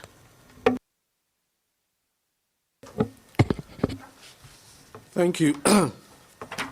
Excuse me. Thank you, Chair. I'd like, first of all, just to make a request with regard to the format of the report. If you refer to page 13 of 94, 4.1 highlights the 7 audit reviews that have been undertaken and gives the level of assurance that's been accredited. Then the information, the useful information that tells us about the definition of those levels appears subsequent to that. And for my part, I would just make a suggestion it would be a little bit more helpful if that information would appear at the earliest possible point, because I certainly don't carry those definitions in my head at the time. So I would suggest on this particular report that the information on 4.6, which is page 19, some 6 pages subsequent, needed to be before. That would make ease of understanding that particular part. I'd like to ask officers, Chair, once they've carried out a report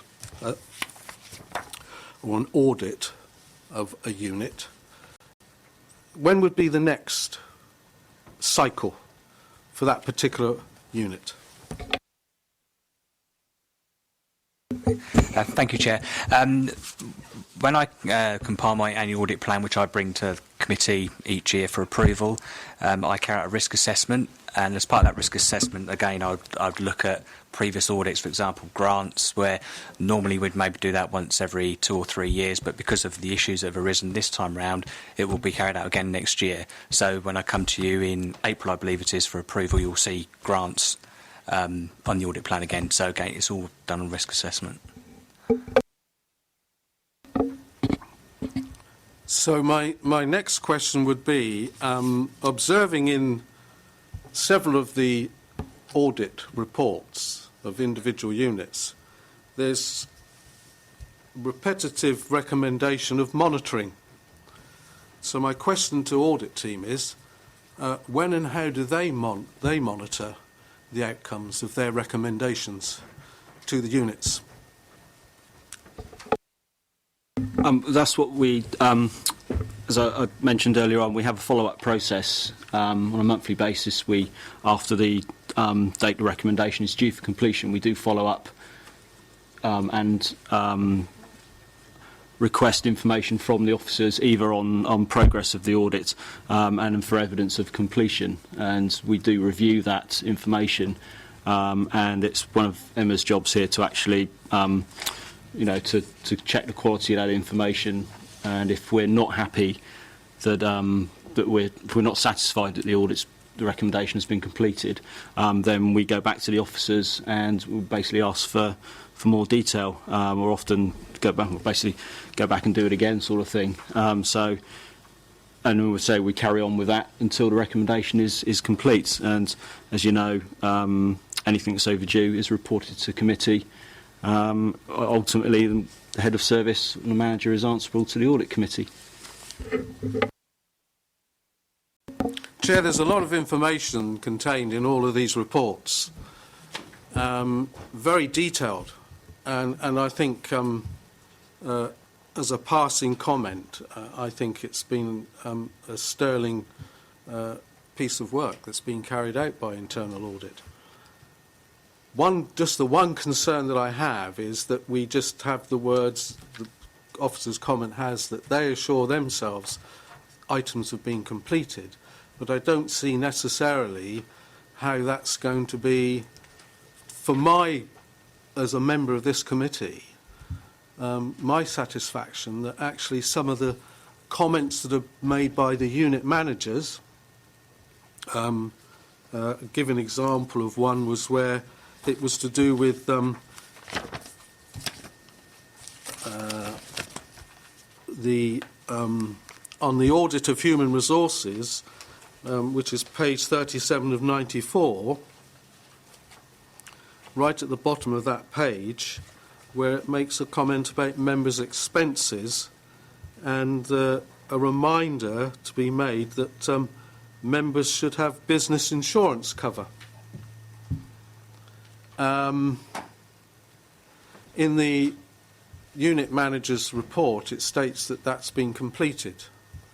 And I've scrolled back and I can't myself personally recall receiving any such reminder that I should have business class insurance on my motor vehicle. Hold on. Yes? That's the nub of it.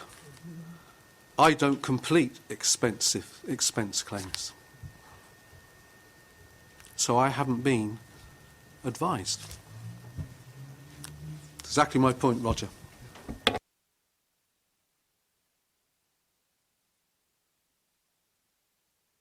Like I say, I think we got a bit of an update. Sorry, Chair, I think I was just going to clarify. I think on page 41 of 94, the update there is the action date is for the end of January on reminding members that they've got business, driver's licence and business use insurance cover. So I think that one hasn't been completed yet. Whereas the secondary part about sending updated expenses forms has been completed. That was completed in November. Certainly that was my understanding. If that's the case,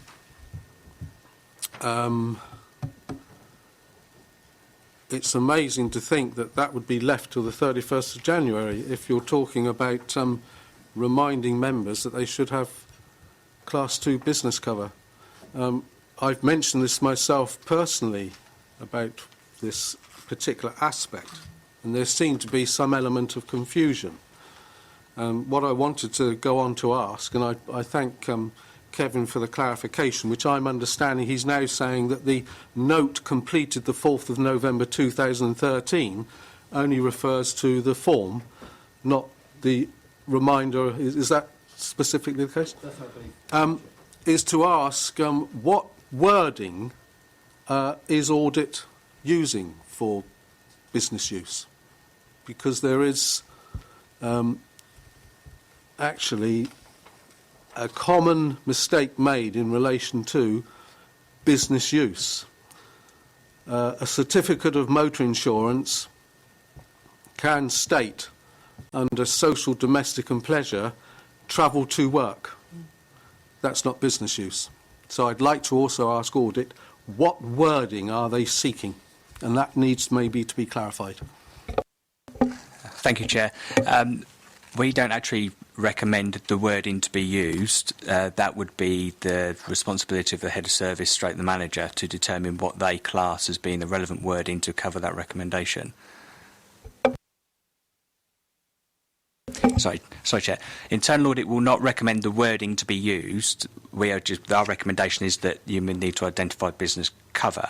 It would be the relevant head of service straight manager to determine what wording is appropriate to cover that recommendation.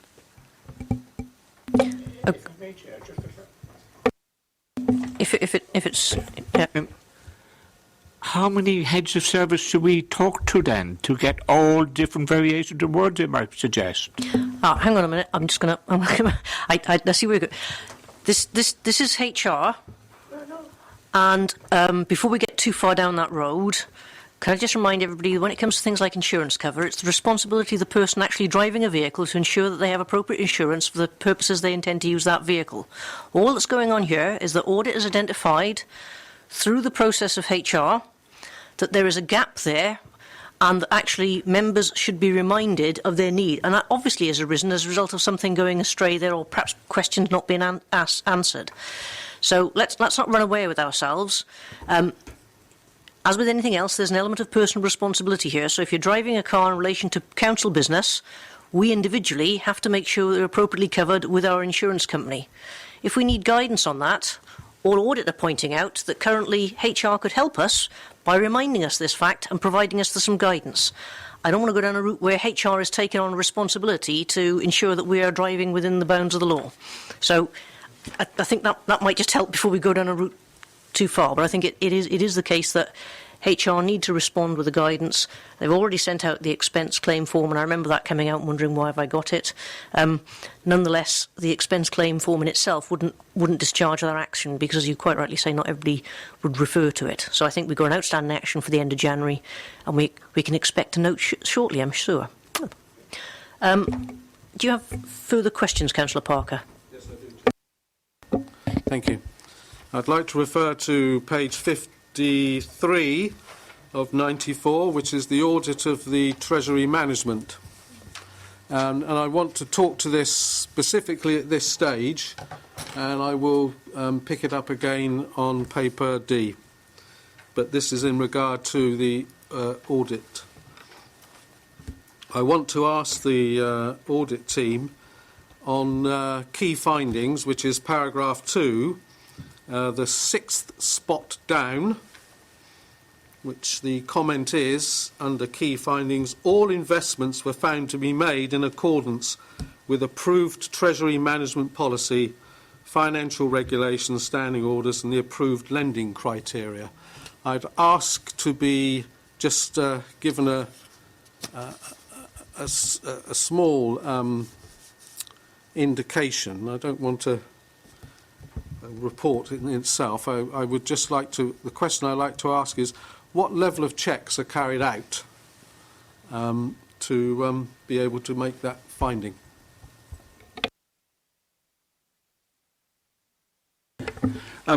This is, we picked a sample of, I can't remember how many transactions it was, Treasury transactions, and we simply test against what's required in financial regulation standing orders, and obviously there's an approved lending list, and we just simply verify or literally walk through each transaction to verify that it complies with all the relevant criteria.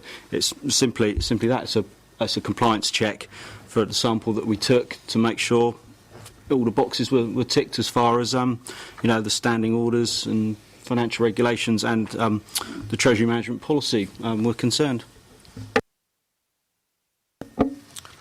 In those checks that you were checking against, if you'll excuse the language, was there any reference being made to the country of investment in regard to under the generic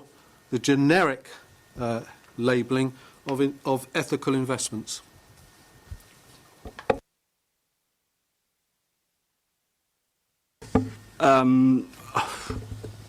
Well, we followed the standard checks.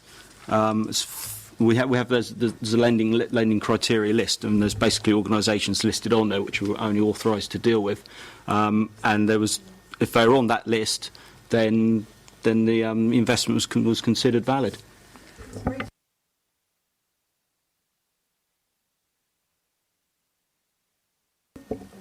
I think it's either a yes or no question, Chair.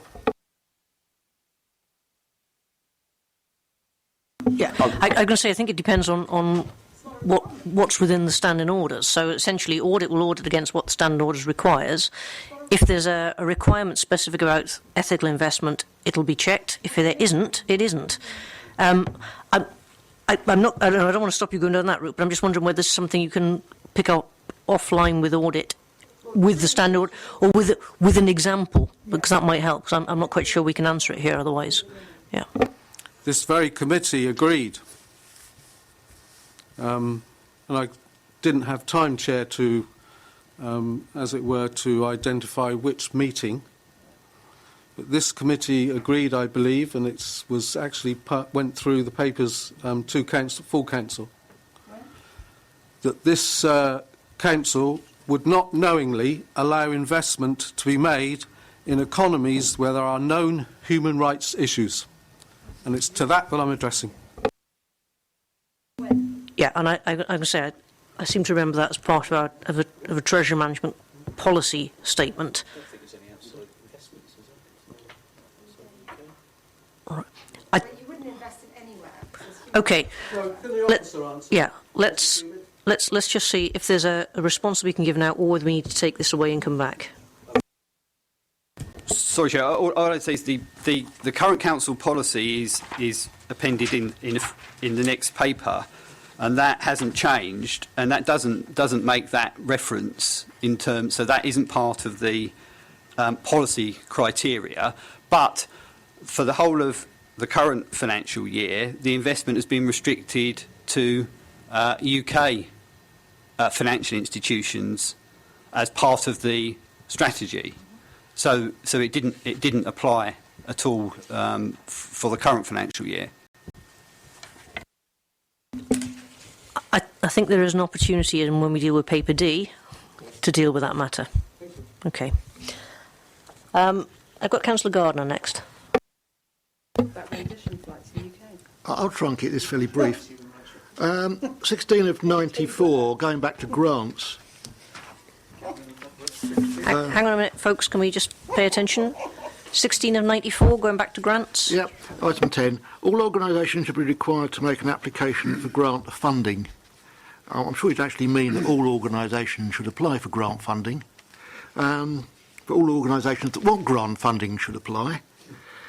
But are we actually saying that there are grants being paid out to organisations that haven't applied for them?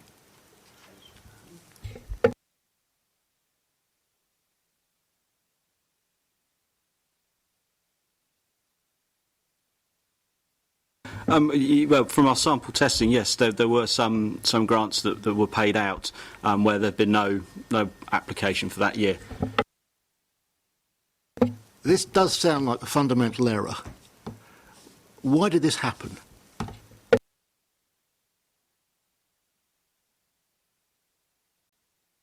I can't answer that. I don't know.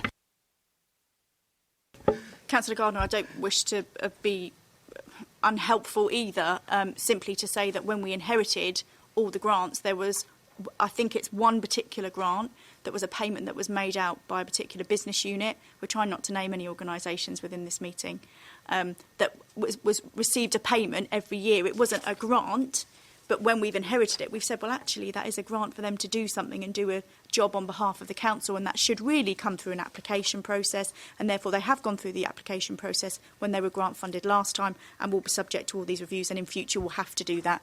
But by bringing all the grants under one roof in the commissioning business unit, we have at least identified that. So it was an isolated case, it's not an indication of a routine error.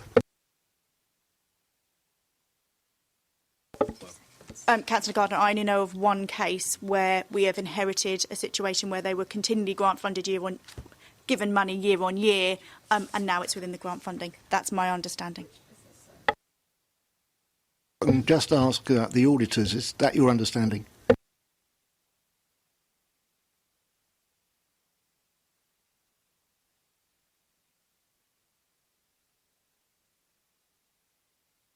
We'll have to come back to you on that one, I'm afraid. Okay. Did you have any other questions, Councillor Gardner, or can I move on? Okay, Councillor Keating, you were next, and then we've got Councillor Cubitt. Initially, can I just identify that I've been a member of community schools committees, community committees in schools, should I say, and in 2011-2012, the committee actually, because they got no support from the Borough Council as they had previously, they cancelled their arrangements entirely. So there is an impact, a direct, immediate impact upon outside organisations when inadequate, potentially incorrect decisions are made about grants. And to say that they're all brought together now doesn't answer anything of that nature, because they won't even show up on the radar in future. Can I just, Chair, say, when I read this report, I was absolutely shocked. I was genuinely shocked. I've been on this committee now for quite a number of years. And when I saw an audit which said 11 fundamental issues and 13 significant issues, I thought, that is really staggering. I've never seen an audit report that says that about anything in this council before. So I looked through the detail. And the detail, in all honesty, is staggeringly difficult to understand.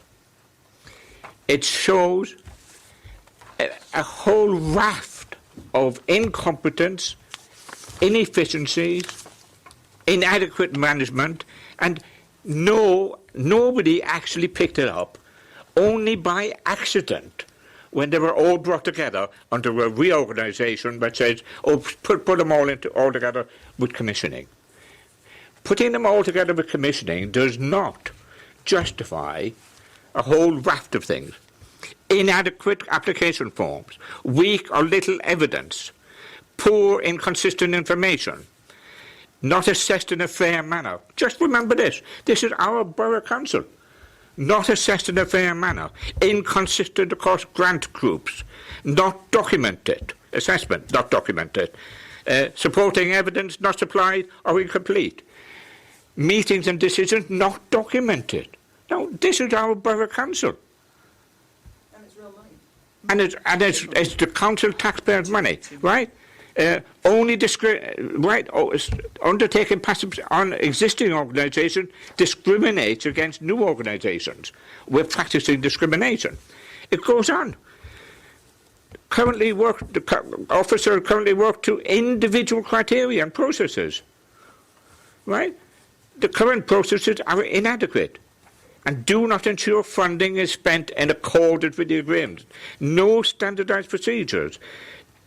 Performance not documented. Storage is haphazard. This is a staggering list of failure. And I would genuinely like to say that I have no doubt that the new arrangement with commissioning or whatever will be better. It could hardly be worse, Chair. It could hardly be worse. And I've no doubt that commissioning, the group of people who work in commissioning, will do their job well, because they're very efficient and they're very skilled. But that does not in any way justify what we're looking at here. And it is staggering to me, it really is, that we have all these well-paid senior managers. Not one of them picked up on it. And it went on year after year. This was not a one-off year annual assessment. This goes back to grants year after year. So the problem that I see is that our duty to treat external organisations fairly, properly and consistently, if we don't do something to address this range of faults and errors, then we're effectively saying to the world at large out there that we've made a whole mess of it. We mismanaged. We didn't do anything right. And we're doing nothing for you. I think we owe a duty of care and a duty of care to those organisations that applied for grants and were refused. At the very least. At the very least. And I'm sorry to have to say all of that, because I've never said it before in this Borough Council, and I hope not to say it again. Thank you, Chair.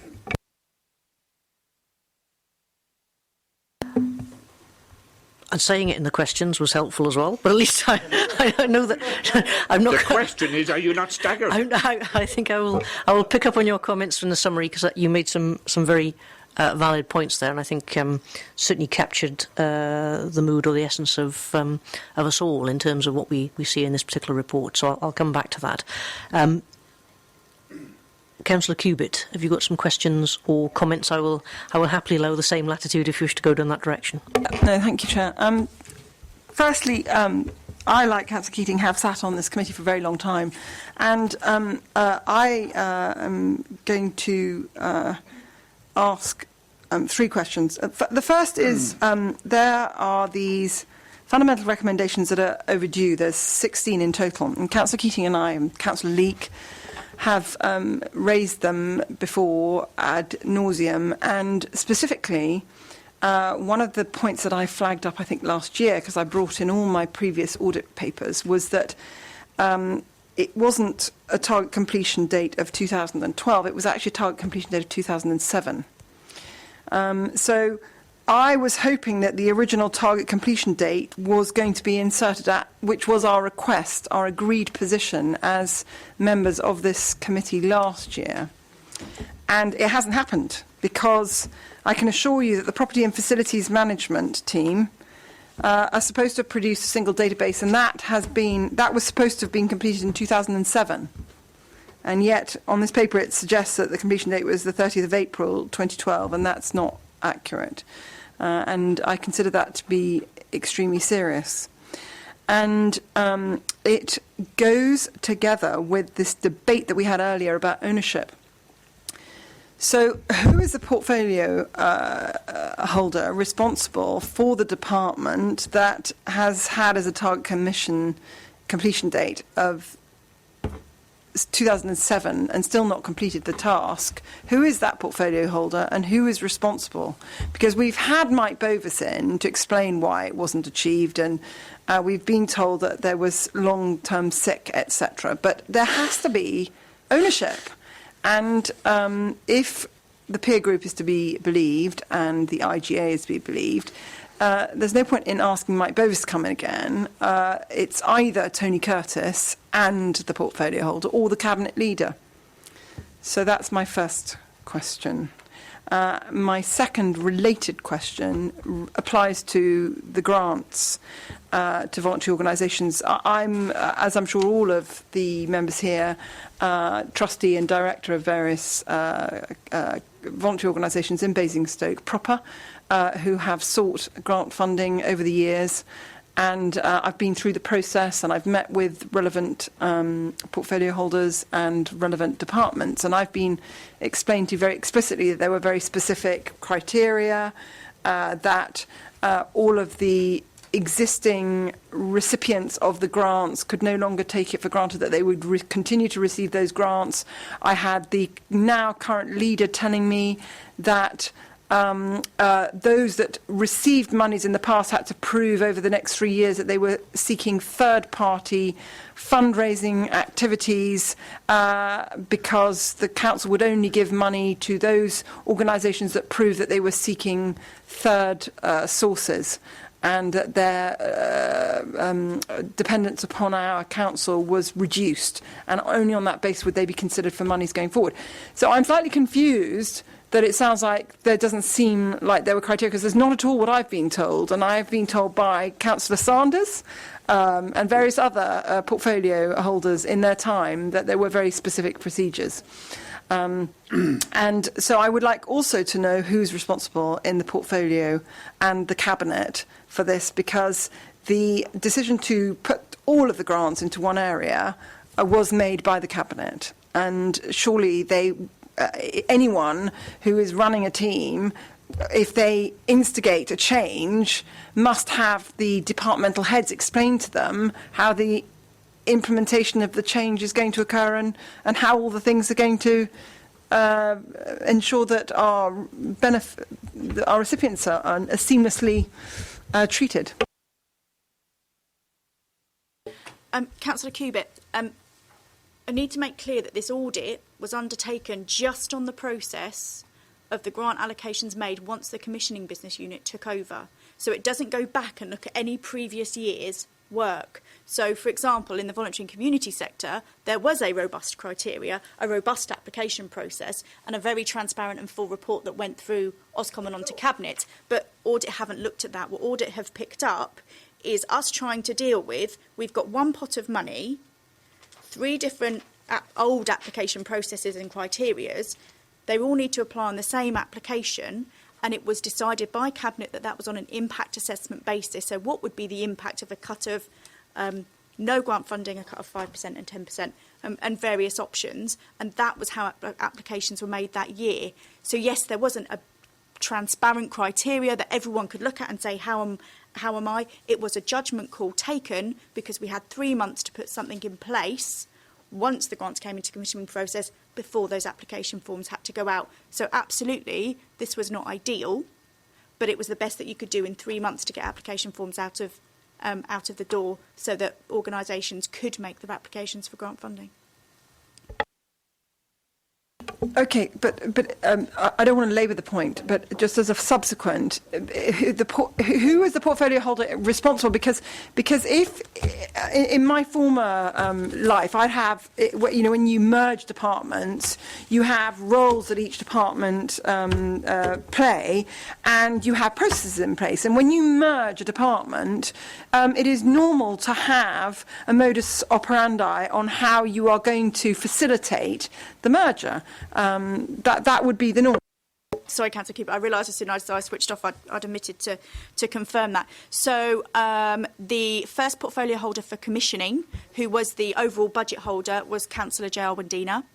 That is now Councillor Isaac. So they have budget control for the grants. But obviously there are still Cabinet members that deal with their organisations on a very frequent basis. For example, Cathy Osserton in her partnership role deals with a lot of the arts and cultural organisations and the community groups, etc., etc. So the initial report that was done on last year's funding was, the report was of the portfolio holder for commissioning, but the consultation was done with all existing portfolio holders, and it was a decision taken at Cabinet.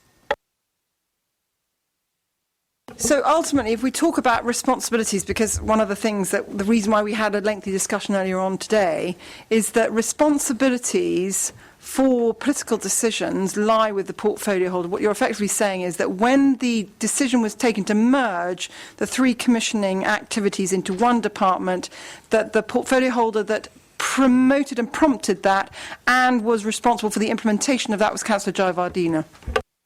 Not that he actively promoted anything. He inherited the budget. It was how budgets were moved around and put into what was a brand new business unit. That wasn't a decision of his. That was the operational background work that was done in order to set the commissioning business unit up.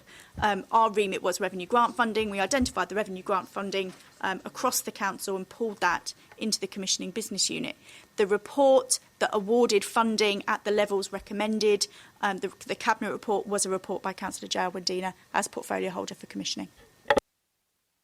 So my next point is this point about the properties audit, which I know has been on audit since 2007. Why does it say that its target completion date was 2012? Because that's a revised date. I don't mind all the subsequent revisions, but I do want the public to know that, you know, if I'm no longer going to be around, that there's going to be somebody that will see in a document and remind everybody that this has actually been on our audit since 2007. Yeah, and I must admit, I do remember this being discussed at length here, and we were going to put original dates on there. I'm not sure why we haven't got to that position yet, or whether or not we know that. Well, I will look toward it, but I think there may well have been a previous recommendation. This was I assume the 2012 date was the date of the recommendation from the audit. The previous ones, I mean, if the committee will remember, Chair, when the officer came and explained the approach, a lot of computerisation, a lot of gathering together of information into into systems has occurred in that interim period. It's not the case that the property functions and the property databases are at the same state as they were in 2007. And there was a presentation that was given that explained how that there is up to date electronic records. This was a particular recommendation around bringing together those records and those electronic and various databases into one system. And that was the 2012. Yeah, no, Kevin, I'm sorry. I beg to differ. I'm afraid. I'm really, with very great respect. I have huge respect for you, Kevin. I think you do a wonderful job. But I'm sorry, that is not my recollection. I'm really sorry, and I don't know whether members will agree with me. But I wish Councillor Leek was here today, because I know that he will absolutely 100% support me. Because since he was leader, he is very upset that there is a manual database, that there's no. And you see, the problem is that we have a commercial real estate portfolio of up to £250 million. Now, I've worked in organisations all over the world, ones with appalling human rights records and ones with wonderful human rights records. But I can assure you that when organisations don't know what assets they own, assets disappear. And one of the reasons why Councillor Leek and other members of this audit are so determined that this gets completed, is so that assets don't subsequently swan off into the sunset. And at the moment, we do not have a register, and apparently it's extremely unusual. I think we can. Yeah, we do have a register, and we do have an electronic register, and it's externally audited. Yeah, what we dealt with in 2012 was the fact that we were looking for a new property database, which was able to give us a better reporting and a better visibility than we previously had. So I think you're right. The initial action is many years past, where at that time we didn't have an electronic register or a database in terms of what was required. That has subsequently been addressed, and that was addressed within that timeline. I think what we looked at in 2012 was the fact that there was a recommendation that should be updated to a better system. That is the one that's now currently outstanding. I know that's in progress because we put the funding through on that, and we have commented on that funding being available. So I think there's an iteration of actions as things progress here. I'm not sure that doesn't deal with the the fact that that history perhaps needs to be recorded in this report, but I'm not entirely sure we've got a position where we don't have both an electronic database or one that is able to properly be interrogated. What we're looking at now is a better and more efficient system, and that was the last recommendation I believe we had. I've got Councillor Parker a minute. Just a very small point on that aspect. This reference keeps being made of April 2012. The Audit Department's recommendation was made in March of 2011. As per this paper, page 13, and that needs to. I don't. That's another year. If we, we can't just keep going back at 1 year. We must at least go back 2 years, and then possibly some evidence should be introduced in relation to the point made by Councillor Cubitt. Okay, so I think no one's disagreeing. We're behind where we need to be, but we are not certainly at first base. We do have a system, and we do have a database. So I think we. So do we have an agreement that we're going to put down the original target date was 2007? I think Councillor Parker's was that talked about this combined database as a result of the audit, and I looked to audit colleagues to be able to put that figure, but the database in 2000, the requirement in 2007, I'll bring the papers back again because I brought them here last year, was in 2007 in our audit we were told that they were required, Properties Department were required to create a single database. That were those were the words in 2007. Yeah, Chair, I'm quite happy if we go away and have a look at that, and that was if the wording was for a single database in 2007, then we're quite happily add 2007 in as the original date if the committee's okay with that. Yes. Oh, sorry. Well, I'm more than happy for that because we had this debate last year and I got 100% recall on this. And Councillor Leake will completely back me up if he's not here in person, in spirit. Yeah, I just say I think it hurts not to because I absolutely remember the discussion. I remember you bringing the bundle of papers. If we're comfortable and we can agree that it was 2007, it hurts not to reflect a past date on. Yeah, so I don't see that we should do anything but check and reflect and just put that right figure in there. Yeah. Okay, I've got Councillor Harvey and Councillor Keating. Thank you, Chair. I just want to pick up and just explore a little deeper points that others have just raised, really, because I don't think I've got a fuller answer. I think the audit reflects practices that were identified across the three areas of the voluntary grants that commissioning inherited. I respect that, and I appreciate commissioning are trying to seek change, but it reflects practices, I think, that were ongoing. So you've identified things that were there before that commissioning has picked up on and is now trying to change. I accept that. So the question begs, who took the decision to merge the three? Was that Councillor J. Wadena? Was that his cabinet decision? Or if not, whose? And which of the three portfolio holders should be accountable for what went on in the three grant areas that we've identified? And the second question then begs, okay, so we identify who the cabinet member, the politician responsible is for that. Who was the managers responsible for these areas who should have detected what was going on here, either reported it up or made the change or acted on the issues that were being identified? Because if they didn't do it consciously, that's important. But if they did it they didn't even pick up on it, then that's an issue. If they didn't pick up on it, it's important. And if they were aware of it but took no action, that's also important. So it's just there needs to be some issue of trail of understanding here, of who, where, what and when, so that, in a sense, we can put it right for the future. I'm not interested in the personalities involved, I'm purely interested in the positions and what happened so that can be addressed. Yeah, Councillor Harvey, again, I don't wish to appear unhelpful in not completely answering your question. All I can tell you is it was transformational change that that made the decision that the commissioning business unit was going to exist. Tricia Hughes was head of commissioning at the time that all came. Okay, so it was head of commissioning, and there was a commissioning strategy manager that put into place a process for the first year of grant funding when the commissioning business unit inherited that in April. I don't know who the managers were in the individual business units prior to that. I can only tell you what happened when they came into commissioning.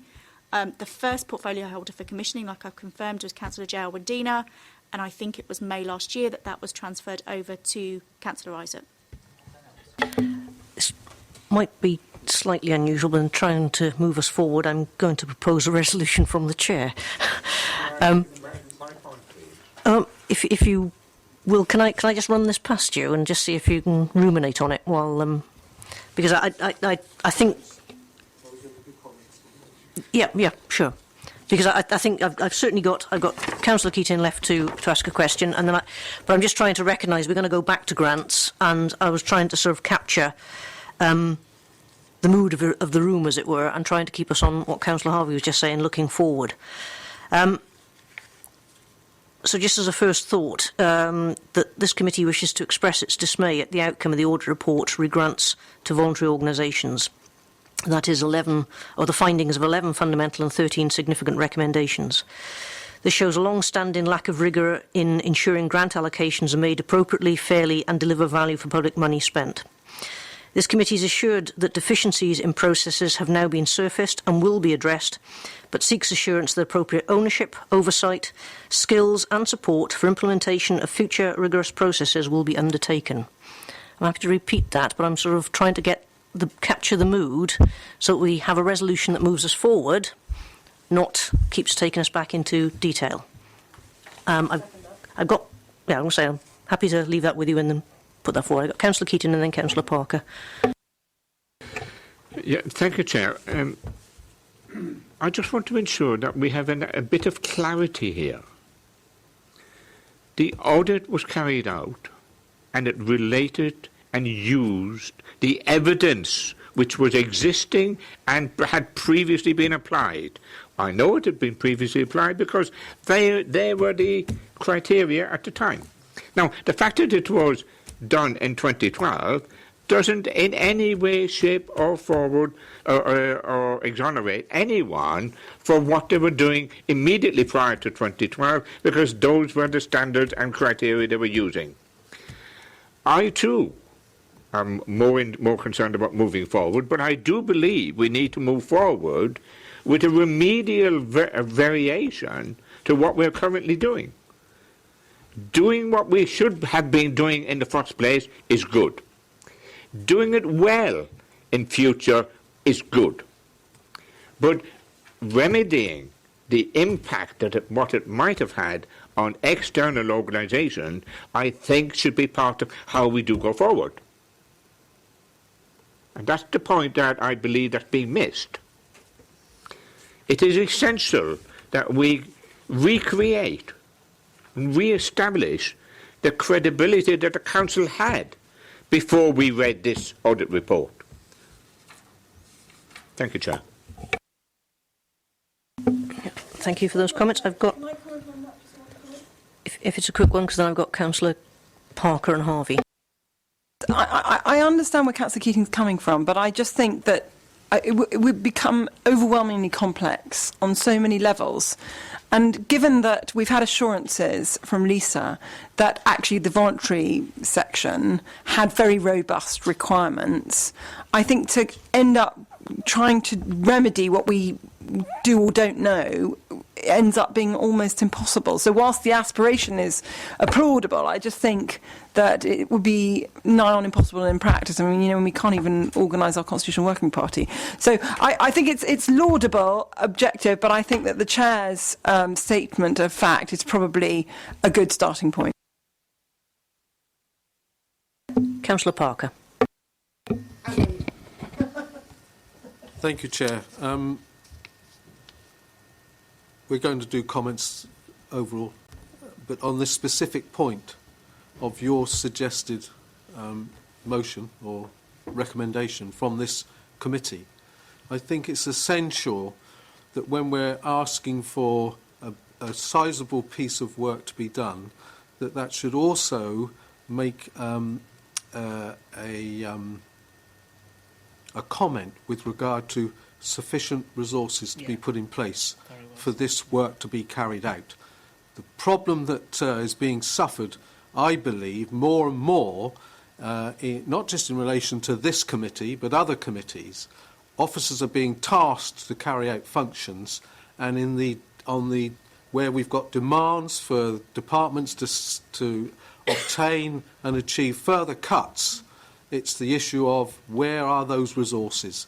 So I would personally ask that we put in some sort of a request comes to my mind, but I don't think it should be a request. It should be a stipulation that the appropriate resources are made available for that work to be carried out.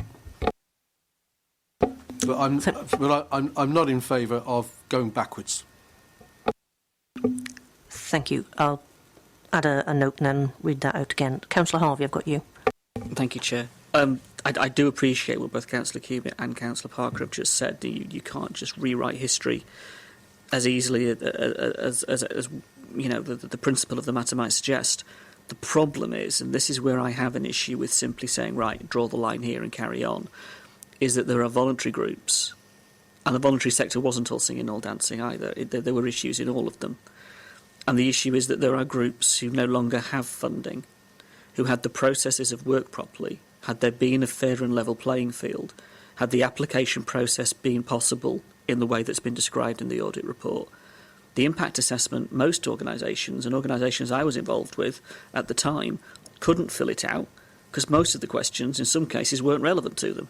And they've got a clue how to fill it out, and they have no support in how to fill it out. And then to hear that they weren't assessed properly, and on top of that, just adds to it all. So in a sense, the only just thing to do, and I do appreciate what you've both said really, but the only just thing to do would be to say you'd go back to the 11-12 position of there are the grants, and then you assess everybody set against the system that Lisa's trying to put in place. Because that's the point where it started going wrong. That's the point where organisations are now no longer applying. So when you say all organisations should apply, there are community schools that no longer have a community function because we killed it off because of what happened in 2011. And I think that is disgraceful. And in particular, I look at Aldworth. Their community school no longer has a community side because it ceased to exist because they were not funded. And now in this report, it exposes that the problems that we've had, assessment, criteria, all of that. I find that a real problem. So I appreciate what you've said, Chair, and I'll support you in terms of what you've said as the comment going forward. But my issue is, how do those organisations who feel they have been unjustly treated by this council because of what is in this audit report get redress? Get some sort of either getting back on the system or being assessed in... And how do we deal with the fact that there are still organisations, because of the way commissioning is operating, who don't quite fit... They don't fit the 6 priority areas. They don't fit the model. And they still don't know how to apply. They still aren't being supported in that way, with all due respect, Lisa. And they're actually having their budget round now. They're having to set budgets going forward now without the firm, position of knowing where they're going to be in March, April, or even June. So there's a whole raft of things that fall out of this that I appreciate what you're saying and I appreciate what others have said. Still doesn't capture the issue that the organisations in question are facing. I completely understand what you and Councillor Keating are saying, and I would strongly put on the table, I don't know what other members think, is that, for example, when I am involved with all these charities in Basingstoke, I have come in and I have met with the officers, and I think that you're probably not talking about a huge number, and I would suggest, I don't know, that in the short term, instead of us making a blanket statement, that you need to come in with those organisations for one-on-one meetings to see how to get through the future application requirements, to see if they don't fall within the 6 points. I mean, as ward members, that's our first responsibility, isn't it?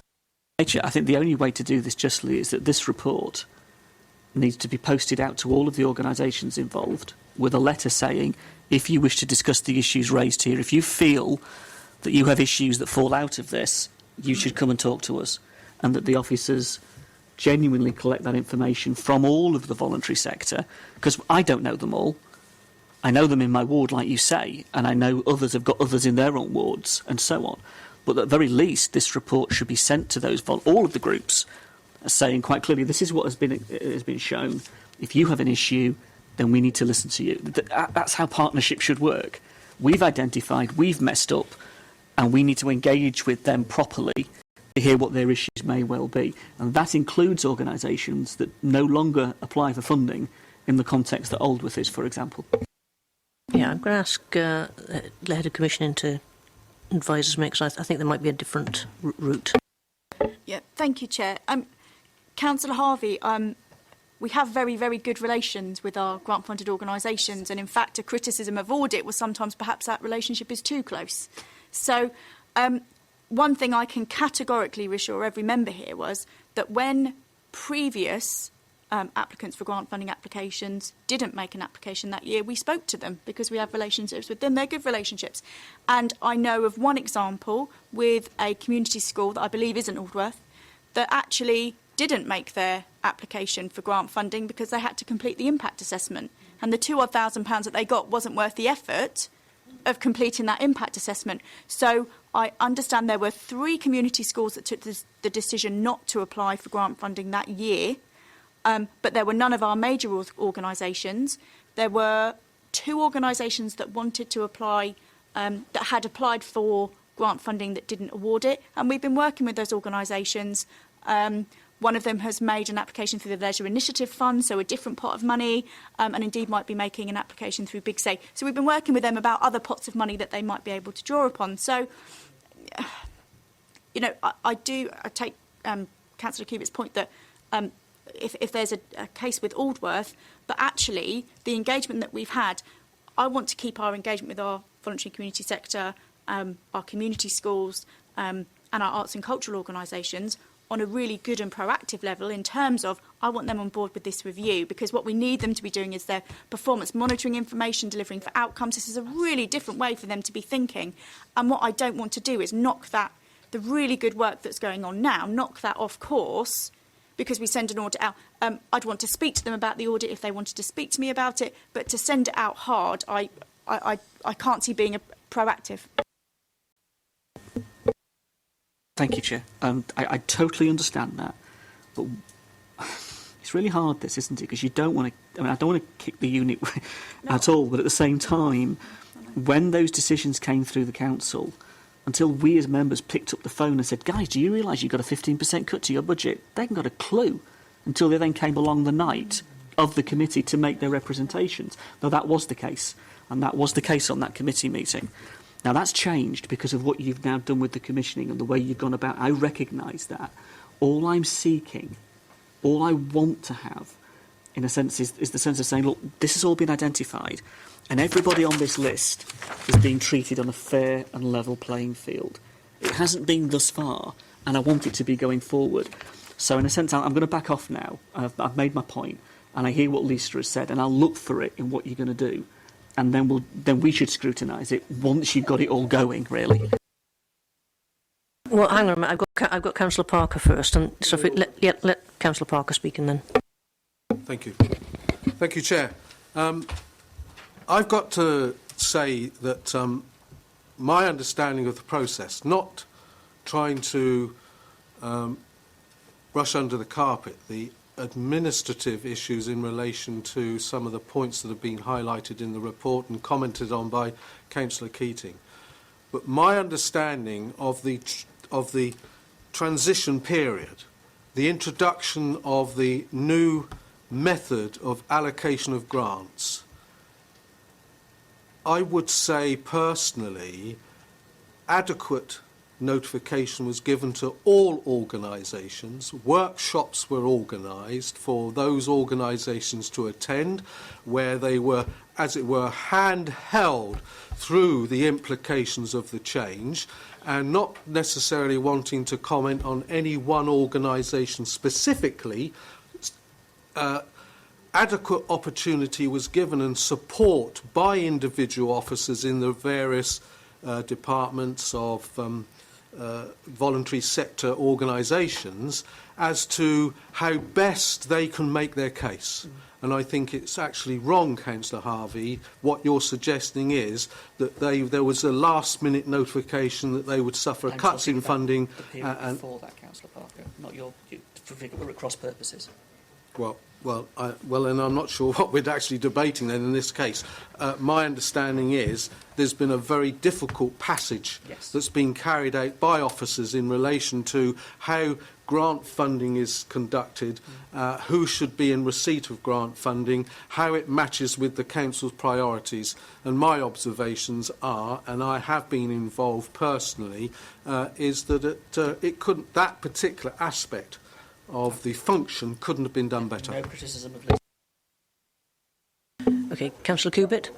Very quickly, I don't think that the report, and maybe I'm incorrect, is implying that it was not a level playing field. It's just that it was opaque.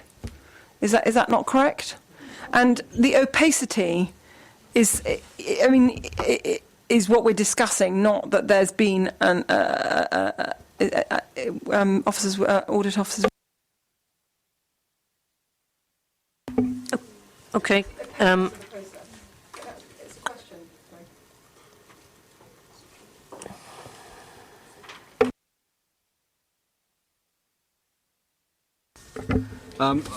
So it's trying to answer the question without sort of like going into too much detail. I mean, we sampled in total. There was nine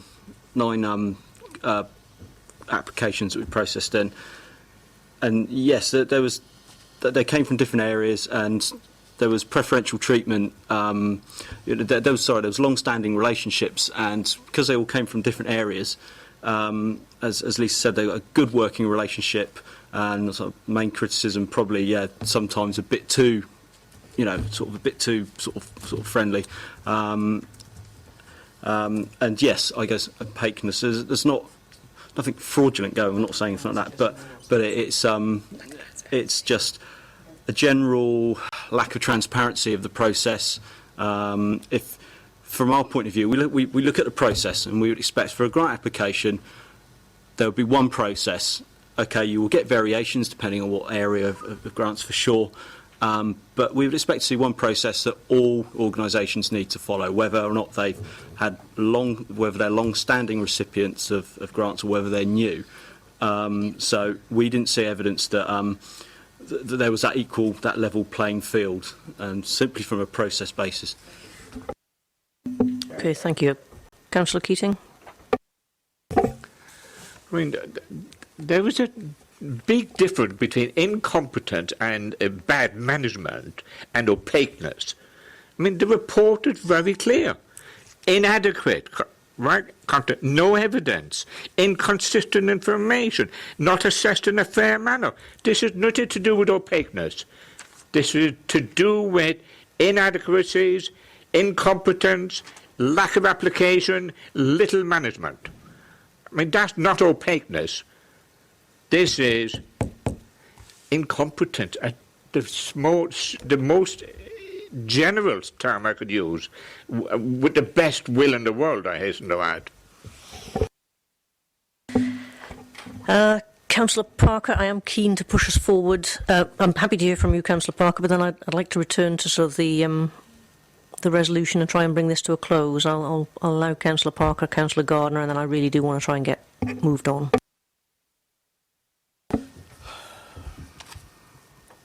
Yes, Chair. A concern that I have is that in the starkness of how this information is being presented, which it has to be in this manner, is that it's perhaps giving a worse indication of the actual outcome overall in relation to this council's allocation of grant funding. And possibly, Chair, I think that's the danger here. We are trying to put a suggestion of looking backwards without, in my view, the appropriate information to make that decision be a robust one. possibly a way forward might be, because we're talking about, if we are talking about a review, might just be for the audit team to give some example of where they evidenced that information and on which organisation. They're talking about inappropriate form filling and so forth, or lack of evidence and the like, so that could effectively be, maybe we should run a test case situation perhaps, to actually question and be asking for which seems to be the case possibly, of the applications and the grant decisions that were made to be each individually reviewed and assessed and possibly open for review, I think is, on the evidence in the manner that it's presented, I personally think that would be not the right direction to go in. Okay, Councillor Gardner. Thank you. In view of something Richard just said, I think Internal Audit have taken a very black and white view on the processes they would expect to see. But looking at page 25 of 94, comments of the manager in October 2013, it was agreed by the then head of service that for 2013-14, grant funding, the existing separate funding processes would be followed.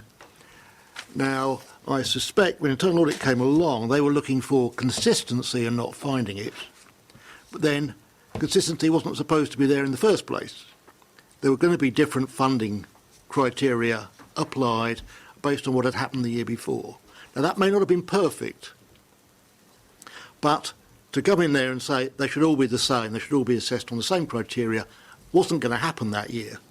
This was being delayed until the processes could be reviewed. So, listening to what the manager said, I think, yes, there was a certain amount of criticism there which was possibly unfair. But that's not to say that what they found was good, but what was there had been there before. And I think the issue of new bodies coming forward was something that was discussed at length in committee. And I seem to remember it was said then that new funders were unlikely to be accepted in view of the fact that the current pot was being cut back, and we still wanted to support those people that were still out there that we've been funding. So, yes, there are problems, but some of them are historic, and we weren't expecting them to be solved that year. Councillor Cubitt, did you have a comment? It's just on a completely separate issue, because I don't know how are we about to wrap up this whole paper? But I wanted to talk about development control, the development control report. I kind of want to deal with the grants thing before we go on to Okay, DC, cool. if that's okay. Councillor Harvey, do you have a particular point on this one? Very quickly, I just want to say I don't disagree with the way that the report has been put together. It's no different from any of the other reports, really, and the approach that Audit have taken is right because of the issues that have been uncovered. It is. I appreciate the point. It's no good looking back and looking, retrospectively. It's how you look forward. So, okay, Lisa's team, now the head of commissioning's team has picked up on this, and you've now been left holding the whole package, really. And in a sense, we cannot and should not criticise you for what, in a sense, are here and what you've tried now to put right. I totally understand that. Saying all of that, what this has identified, Chair, and the way that you've said it in your comment, and I don't want to expand your comment any further, bearing in mind what others have said in the room. I appreciate that. I'll back off my other points because, I still feel they're justified, but I understand what you're all saying. I just want to make it clear that this report does identify very serious issues of process and what has happened that we can't just brush under the carpet and that needs to be acknowledged. This is what Audit's job is. So we've done that.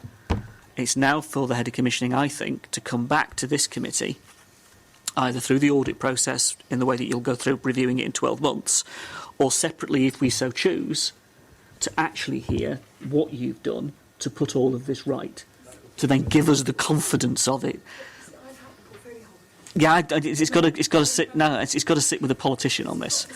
Because the one issue, to be fair, is that at no point in any of the original decision making, this is where me and Councillor Parker were at cross purposes, because it was the original processes that led to the first round, the first tranche of all of the issues that were the problems for most of the voluntary sector, not what the head of commissioning has been doing, but it was before that point.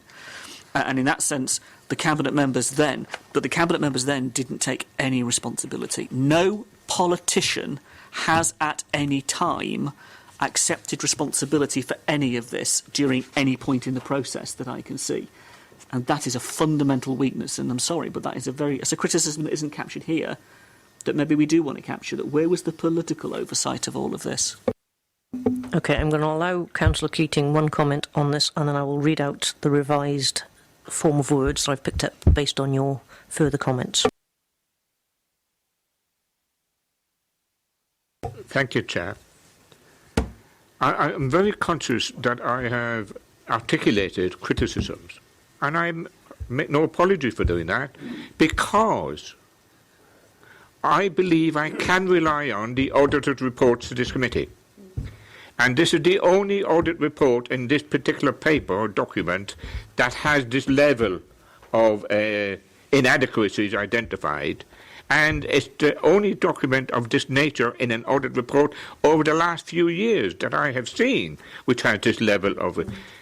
Other papers in this particular agenda quite clearly say we give full assurance, and I'm prepared to accept that as a legitimate responsibility of the auditors.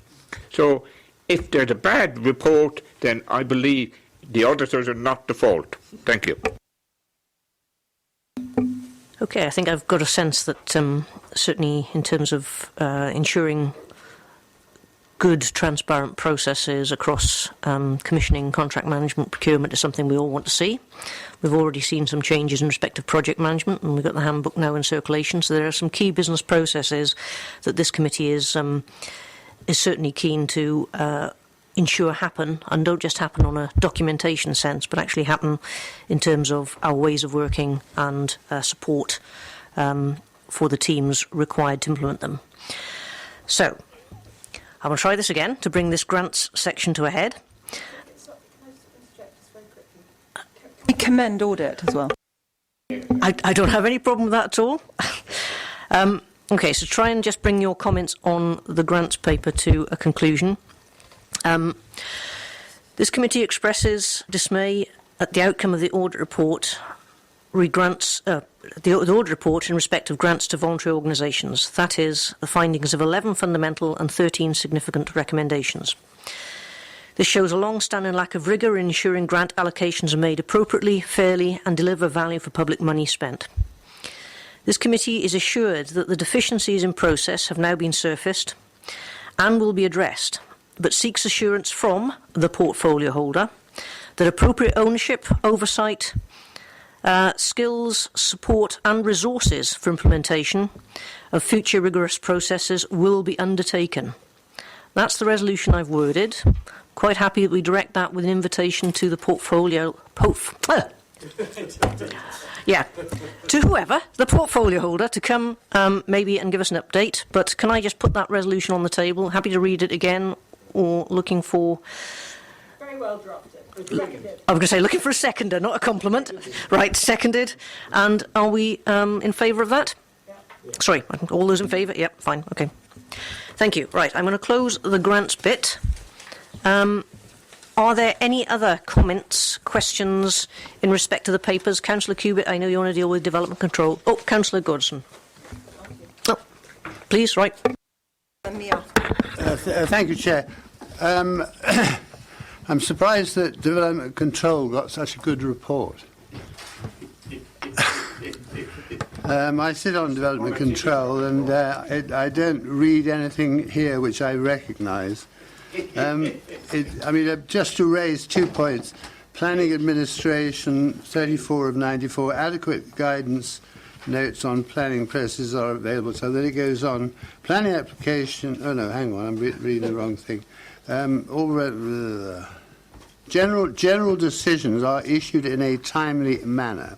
Although statutory deadlines for the issuing of decision notices on some applications cannot always be met, this does not reflect a poor process or control weakness.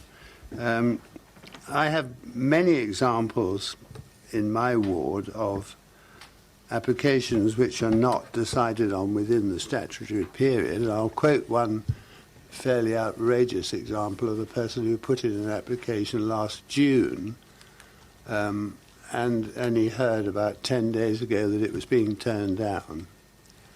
And that was theoretically supposed to be within the 8-week period.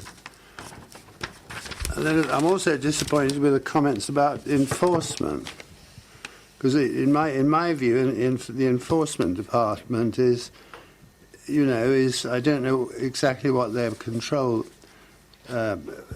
methods are, but they perform in a very inadequate manner. A number of cases. There are many cases in which we all know developers will try to get away with things. That's in the nature of the beast. And sadly, they very rarely get pulled up. One example in my ward was an individual who was granted an application to turn an electrical wholesalers into a single residence. He turned it into an 8-bedroom bed and breakfast. He was informed by me at a very early part in the stage that he had no planning permission. As there are ladies present, I won't say what he said to me, but it wasn't terribly polite. 2 years later, the enforcement had still not done anything other than to say to him, you must put in a retrospective planning permission. That's a very reasonable and correct method for them to take. They don't seem to be able to cope with a chap who says, no, I'm not going to. He just didn't. For 18 months, he refused to put in a retrospective planning application.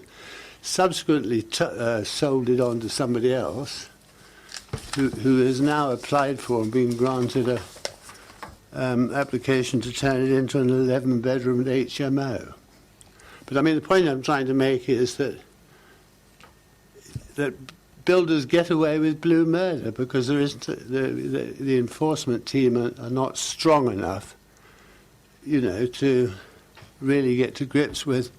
I mean, we're all aware of the fact that occasionally somebody has to put in a retrospective application because they have been misinformed in the first place. They haven't actually done anything terribly wrong, and that something has to be corrected. That's entirely reasonable, but in many cases, the enforcement is demanded by local ward members, etc., and nothing happens. And these developers know that in most cases, they will end up getting away with it. Thank you. Okay, so yeah, I can say so. The general point is almost contesting the strength of your findings. Can I pick up? I think Councillor Cubitt's got a similar point before we go for response. I just like to ask, does this look like the audit that you wrote, or did you have subsequent revisions to your original audit?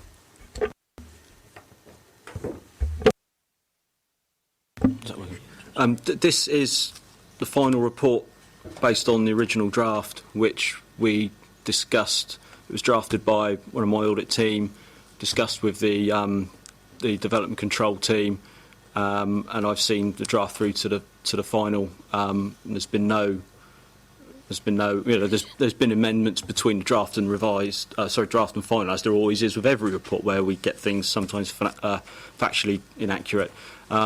So it is an original report. As far as the question of the full assurance, what can I say? We take a sample. We take a random sample of applications. We walk them through the process, and I do remember, I think, had the same questions with this particular report last year as well, because it was also given full assurance, I recall, last year, and we had the same queries with our sampling. It's exactly as you see in the report. We didn't find anything that represented any weaknesses in the control environment. So we were fully happy to give it full assurance. Please do. I do have some sympathy with the case officers, because it's not always their fault. I mean, on many occasions I've rung up and said, when are you going to issue a decision on this particular application? And I'm told, oh, well, we haven't yet heard from the landscape officer, we haven't heard from the environment officer, we haven't heard from the highways officer, or we haven't heard from the traffic people. And one has some sympathy for that, but there is a system, at the fault in the system there. The system should be, an enormous number of people need to be informed when an application goes in. They should be informed that it's gone in. They should be given a statutory time limit in which to respond. And if they don't respond within that time limit, then it should be assumed that they have no objection. That would speed the whole process up quite significantly, in my view, without in any way damaging the process very seriously. Thank you. Yeah, I think what I'm getting a sense of here is there's sort of an audit report that's providing full assurance for service, and then as individual members we may have multiple examples of where we don't think the system's quite working that way. All I can suggest on this one is that, you know, the report is as the team has drafted it. Where we have specific examples, we need to be taking those both back to the service and to the portfolio holder to see that we can get some actions on that. Councillor Parker. I just want at this juncture to seek clarification, Chair. Are we making comments on individual audit reports, or are we, because I would like to say something about planning, but I was... We're on the certainly development control and general comments now on these papers. I'm trying to bring us to a more rapid conclusion, but I'm not going to stop you from speaking about any one of the papers in the Paper C bundle. Well, as we're talking about development control, and I certainly can, to a degree, support Councillor Goddison's comments. I think the problem again in this respect is a question of resources. And in a lot of these cases, I think we'll find that this comes down to resources. In the area of enforcement, it's with regret that we enforce on a reactive basis as opposed to enforce on a proactive basis. And that's only down to the fact that, in my view, there are insufficient officers carrying out that function. In fact, when as a ward councillor you advise of a particular situation, invariably the standard response comes back that this is low priority. Now, this is then again something that possibly when Audit do their audit, and I've mentioned this before, do they ever look at the officer capacity? Because again, this is being presented to us that might be seeming, and it's not, I'm sure, intended. It's the very important function that we're discussing. Audit, internal audit of how departments are being run. But the fear I have is that it looks critical. Potentially, it has that possibility of being a criticism of officer capacity. And I think we need to also say and look at and do an assessment from time to time as to whether the officer resources are sufficient to carry out the sort of the functions of that department in the manner that Audit would actually like it to be done. I think Councillor Parker just raised a very interesting point, because my personal experience of that department is that I've been assigned on a couple of occasions part-time staff, and there's no cover when the part-time member of staff is not in. And I don't know whether that's normal working practice in all councils or whether that's acceptable working practices, because certainly in the background that I come from, part-time cover should be seamless, and the case should not just be run by the person who's only in on a Wednesday. and I don't know whether this is something that Audit's ever had a look at, but the impact as a client, a customer experiencing the service was not a pleasant experience, not because it was the officer's fault, but simply because the officer was the only person that was responsible and who was a part-time employee. That's my first point. My second point is this. In audit, I don't know whether that's something, because that's linked with officer allocations. The second point is, in performance panel, we used to get a graph of the percentage of planning applications that fell outside the 8 weeks. And I know that the rule used to be that X% of planning had to be dealt with within 8 weeks. So once you're outside of that 8 weeks, you're in irrelevance, because it doesn't matter whether you dealt with 1 month, 2 months, 3 months down the road. You're not the focus of resources is on the 8 weeks and that rump percentage. And I don't know whether Audit has looked into that and the reasons why there might be a disconnect between what us as members experience with our residents and what you're looking at on your random selections.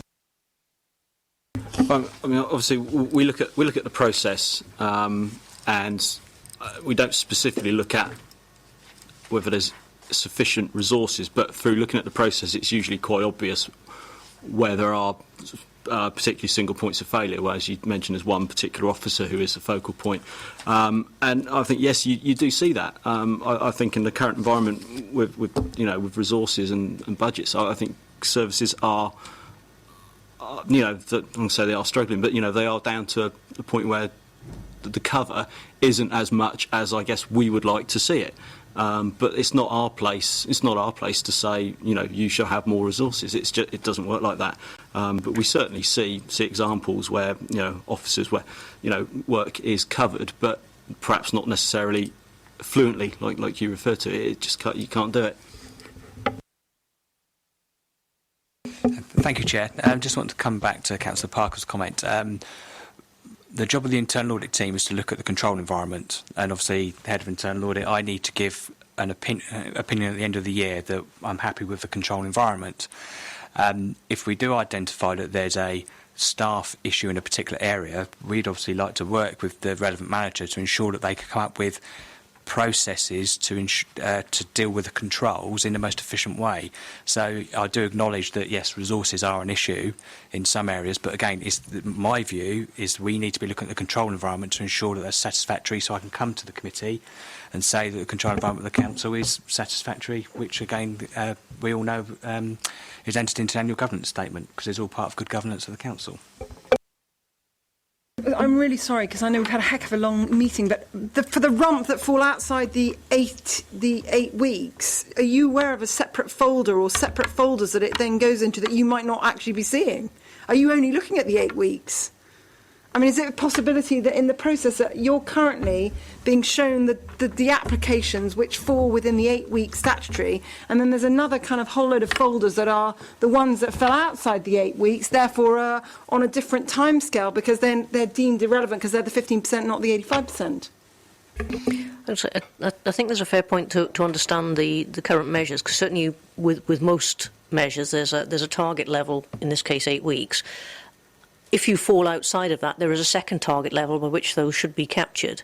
I'm not aware of what that is specific for planning at the moment, but it's a good sort of question perhaps you can take away for us to advise us of what the limits are and what percentage of your sample fell into each of those categories, because I think that might be helpful to understand, just so we know where we are.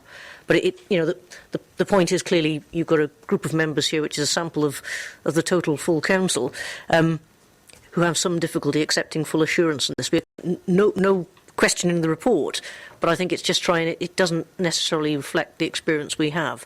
And whilst there's a responsibility on us to ensure our experiences are reflected in real case work through both planning and the portfolio holder, I think perhaps we should perhaps understand what the sample is so we can better assure ourselves that it's hitting all areas. Councillor Godson, as you raised the matter, please conclude. I'll be very, very brief. Thank you, Chair. Councillor Parker's correct, and of course, as are others, when they say that many of these problems are down to a shortage of resources or a lack of resources, and that's another issue completely. I would suggest that some of the problems could be sorted out by a change in the process which is used to arrive at decisions which wouldn't require any additional resources to be put into the system. And that's what we need to look at. Thank you. Right, members, I don't seem to have any more comments on this. Go on then. Okay, it's very quick, but you did ask for a sample of members, and I have had similar problems, so it's not isolated by any means.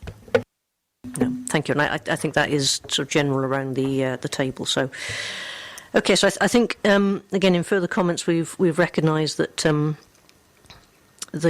once we accept the audit report, the timeline enforcement comments do not reflect what we experience. We've questioned whether or not this is a capacity issue, or indeed whether it's a process issue and could be revised and improved. And then we'd like to see whether or not the audit sample accurately reflects the different bands of performance, well, the KPIs, both in the 8 weeks and whatever falls outside the 8 weeks, that we're clear on getting a thorough sampling exercise undertaken. I think that probably helps us in closing that matter. I hesitate to ask whether there are any other things in paper C that we need to deal with. I'm conscious that we kind of need to close in order for CWP members to be away at 6, so I'm not wishing to pressurise you. However, Councillor Keating? This one. Audit of human resources and payroll. The level of assurance provided is the third level down. Now, bearing in mind we're talking about a £25 million bill every year,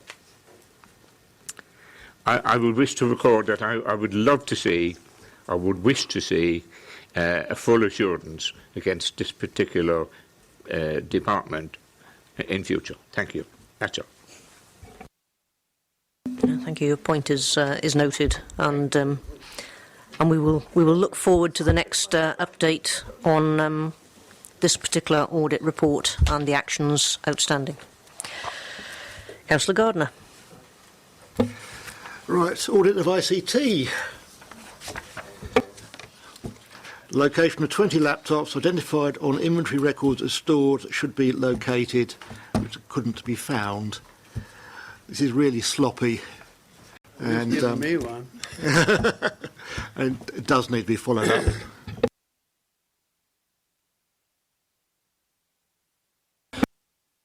With regards to those laptops, they have no real residual value. They were very old laptops, which have been discontinued, and a lot of the issues on the IT were around the transfer of old records into the new system.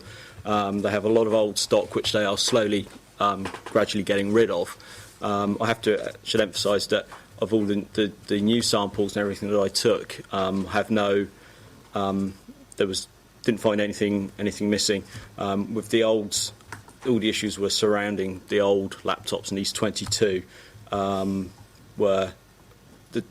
I'm quite happy that they've been destroyed, but it is just a case of, I think, bad records management rather than the equipment itself has gone missing. I'm happy that it's just bad records management more than anything else. Thank you. I'm relieved to hear that. Yeah, Councillor Parker.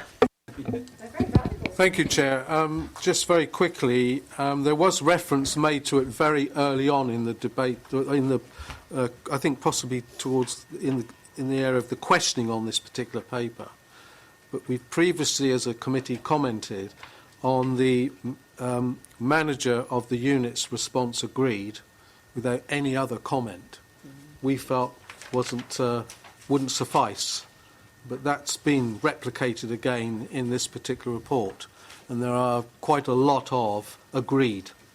Now, agreed without inferring that the recommendation is to be actioned and how has got to be something that I would ask for audit to press further for in going back to that unit manager.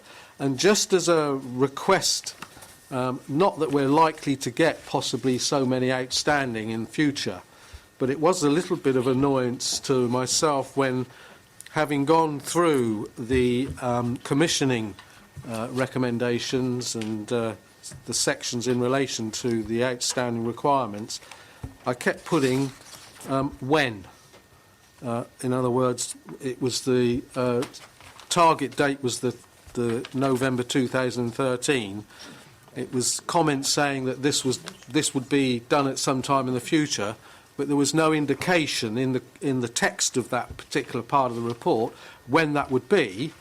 And I'm counting 1, 2, 3, 4, 5, 6, 7, 8, 9 to find a small paragraph at the top of page 18 that then tells me that these will be done in March 2014. It would be perhaps a little bit more helpful if it's revised to the target date's been actually identified by the unit head to be some other time in the future. Perhaps that could be a note against that particular comment. That's all. Thank you, Chair. Yeah, that's helpful. And I think certainly one of the things that I was going to suggest, because I've done it before and I will do it again on behalf of this committee, is right at the start of this item on the agenda, we identified a number of audit recommendations that didn't have a full response or an inadequate response in terms of either responding to a progress chase or dates being missed. And we spoke of the senior officer team's action for responding to escalation and ensuring these things were happening. So I think I will, on behalf of the committee, write as chair, asking SMT to ensure that there's an oversight and response to outstanding audit recommendations, that the information in the progress table is timely, accurate and complete, and when their teams are chased for responses by audit, that SMT themselves take responsibility to ensure those things happen, because I think we keep getting lots of information here where the audit team is using its resources to chase people when actually it should be part of everybody else's responsibility to respond to things when asked. Otherwise we just keep chasing the wrong people. Okay. Any other thoughts? Councillor Cubitt, quickly. In terms of our spend in hotels, civil servant, and this is off track.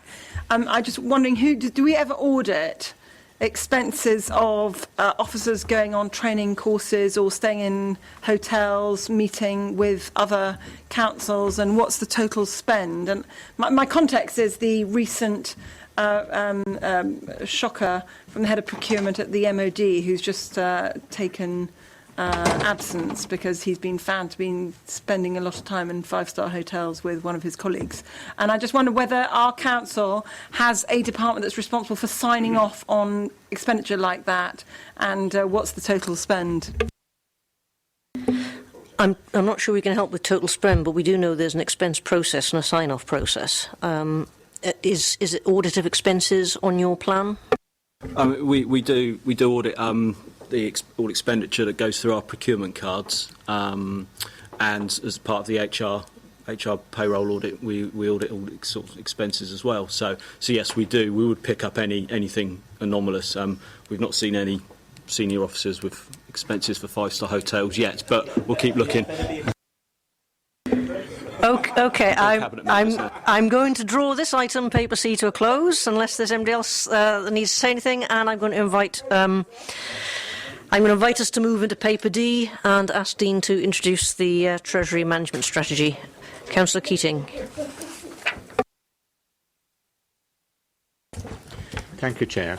I do have another meeting that starts at 6. However, I've stayed because I wish to make a comment on the next paper, and if you don't mind, I'd like to make it early so that I can go and look after my granddaughter. I think we'll manage that. If you just allow the paper to introduce, we might be able to come straight to you. Thank you.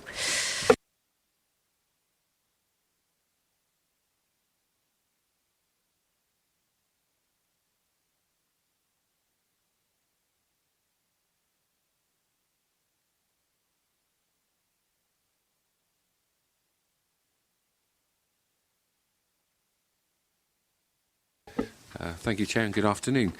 This is paper D on page 64 of 94. It's an update and a draft of our Treasury Management Strategy, or proposed Treasury Management Strategy, for 2014-15. It's a slightly different bit of a change for you this time. Normally your role is to scrutinise and monitor the decisions that we've made in the past on Treasury Management, but today we're asking for you to have an input prior to us making any decisions, or prior to the Council making decisions. As you're probably aware, we've been carrying out a strategic review of our long-term investment strategy, which started back in November 2012. You've probably all been on workshops or briefings and seen reports on different options that we've been looking at in terms of the strategy. And we're getting to that point now where we want to sort of start putting some of these proposals into actions. So we're drafting a formal strategy report to go to Cabinet and on to Council in February. And this report has some extracts in it from parts of that report that's going to Cabinet. And really, we're seeking your sort of views on what it is that we're proposing to do, and provide us with some comments that we can actually include within the Cabinet report, which will then go on to full Council. So that's what we would hope to get from you today. Okay, members, I think essentially what Dean's looking for is our comments on 8.1 and 9.1 and then 9.2 of the paper. Certainly we have had quite lengthy discussions in workshop outside of committee. So I suppose this next session is an opportunity to comment on record in terms of those proposals contained in this paper, and I'm happy to invite Councillor Keating both questions and comment in one. Thank you, Chair. I do need to go, and I will go, but so unfortunately I won't be able to hear your responses. First and foremost, I want to refer to the connection between item 4.1 and item 5. Item 4.1 says we're putting £30 million into diversified credit funds, and item 5 talks about how they should be implemented, or the criteria. Now, and item 5, the first paragraph, first line says, sometimes called the absolute return funds. And there's a financial magazine called This Is Money. I hope you've heard of it. It talks about ordinary investors piling hundreds of millions of pounds into absolute return funds, which is what these are. It hit the spot in March with sales of £334 million. A lot of cash is going into the vast £18 billion. Now, these are described as funds that will never lose, irrespective of how the market goes. Right? Why are absolute funds so popular now? Investing experts say it's because people are worried about their options. They are put off bonds, etc. There are Martin Bamford, the boss of the financial planning, Informed Choice, says absolute funds are probably popular in the absence of anything better, because investors are sceptical about equities and bonds. The dismal performance of these funds, never to lose money, has been laid bare by a survey in the industry showing that only 13% achieved this goal in the past 2 years. Right? This is a money industry study. Shock results come at a time when wary investors are pouring money into absolute return funds amid fears of the safety of shares and bonds. Absolute return funds have stated aim of achieving a positive return no matter how well or how badly the markets are performing. The industry shows huge variations in the performance of the funds and their respective ability to return profits, come what may. Now, I'm only putting the two things together. The magazine talks about absolute return funds. The document talks about absolute return funds, but we're classifying them as diversified credit funds. But they're sometimes called absolute funds. Now, all I'm raising here, because I do not pretend or expect you to see me as an expert on finances, but what I'm raising here is, I'm a member of the Audit and Governance Committee. I've been told by the expert that we've hired that this is great, and I see this evidence to the opposite effect. I would leave you with the question, should we be doing this? I am not sure. And one final point I wanted to make, Chair, is I would wish to see on an annual basis the fees that we're being charged for anything of this nature. We should see the fees. Now, you might be able to say we can't see them now because we haven't done it, or it's variable over the year and it's 1%. And we have an entitlement, I believe, but as the purchasers of somebody who's going to invest our money, we have an entitlement to see what are the fees. Thank you and good night. Thank you, Councillor Keating. Councillor Parker, I've got you next. We will take comment on your observations and feedback. Thank you, Chair. You directed us particularly to those 3 paragraphs in the report, but I'm assuming we're not excluded from making comment on other sections. Not at all, no. Because I was unable to attend the last training session, and so I don't have the benefit of the presentation as it was made. But on that particular aspect, I am concerned that we fall into the trap that there's some historic evidence of this sort of thing happening before, of the following the trend, the sort of financial institutional trend of the latest and the best. We've got the significant case in historic in the past when financial institutions purchased estate agents. Within 8 years, sold them back to the people they bought them from at a great loss. And then we have the banks. We've got the most recent times of the banks acquiring building societies, and one particular chief executive on record as saying, I must have one. And we know what happened to him and what's happened with it to his bank. I want to ask one question of officers in relation to the paragraphs that you're referring us to, Chair, is in any of the new vehicles that are being recommended, are we as a local authority investing in debt or vehicles that actually manage debt?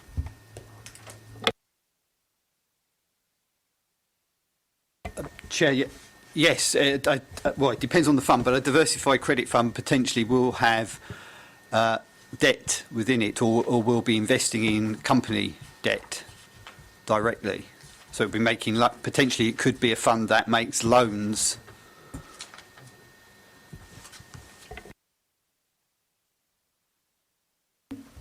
Is that a fund that, in a sense, makes the investment decision on a similar thing as a corporate bond? Yes, it could be. The fund will have or would have corporate bonds within it, government bonds within it, but could also have a strand of investment which was direct loans to small or to companies. So they wouldn't be bonds; they would be direct loans. Often they would be asset-backed loans, so they would be loans that were supported by the assets of the company in some way. Councillor Councillor Goddison.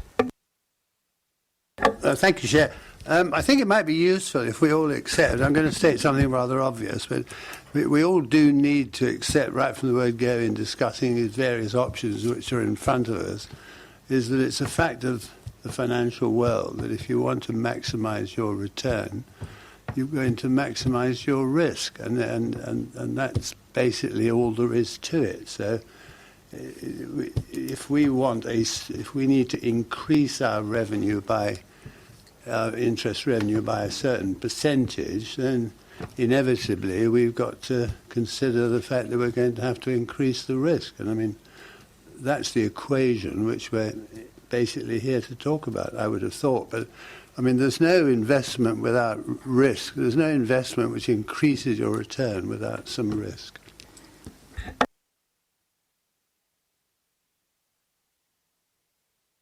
Councillor Gardner. I'll just take issue with Sven on one thing. He said if you want to maximise return, you maximise your risk. We're not talking about maximising our risk. Increase. It's an increase. Yes, if you want a bigger return, then you've got to take some risk. Yeah. And There's a surprise. there's a surprise. Thank you for that. However, we do need to increase our return. It's quite obvious that we do have a hole in our budget. Therefore, we have got to look at how do we increase our return. And yes, there is risk involved in that. And option 6, the 30 million into diversified credit funds, seems to be the lowest risk with the least money put out at risk.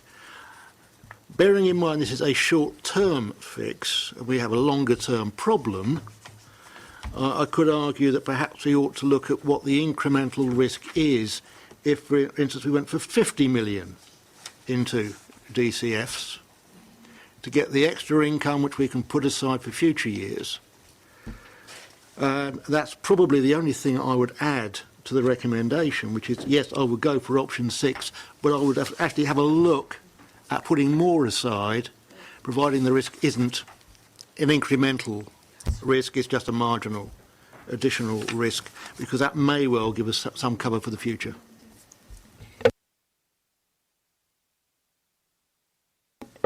Yes, I can see where you're coming from there, but basically the officer's proposal was based around what is our requirement over the medium-term financial strategy period, and putting 50 million in would more than achieve what we need, and as officers we don't believe that we should be taking risk in order to achieve a return that we don't necessarily need.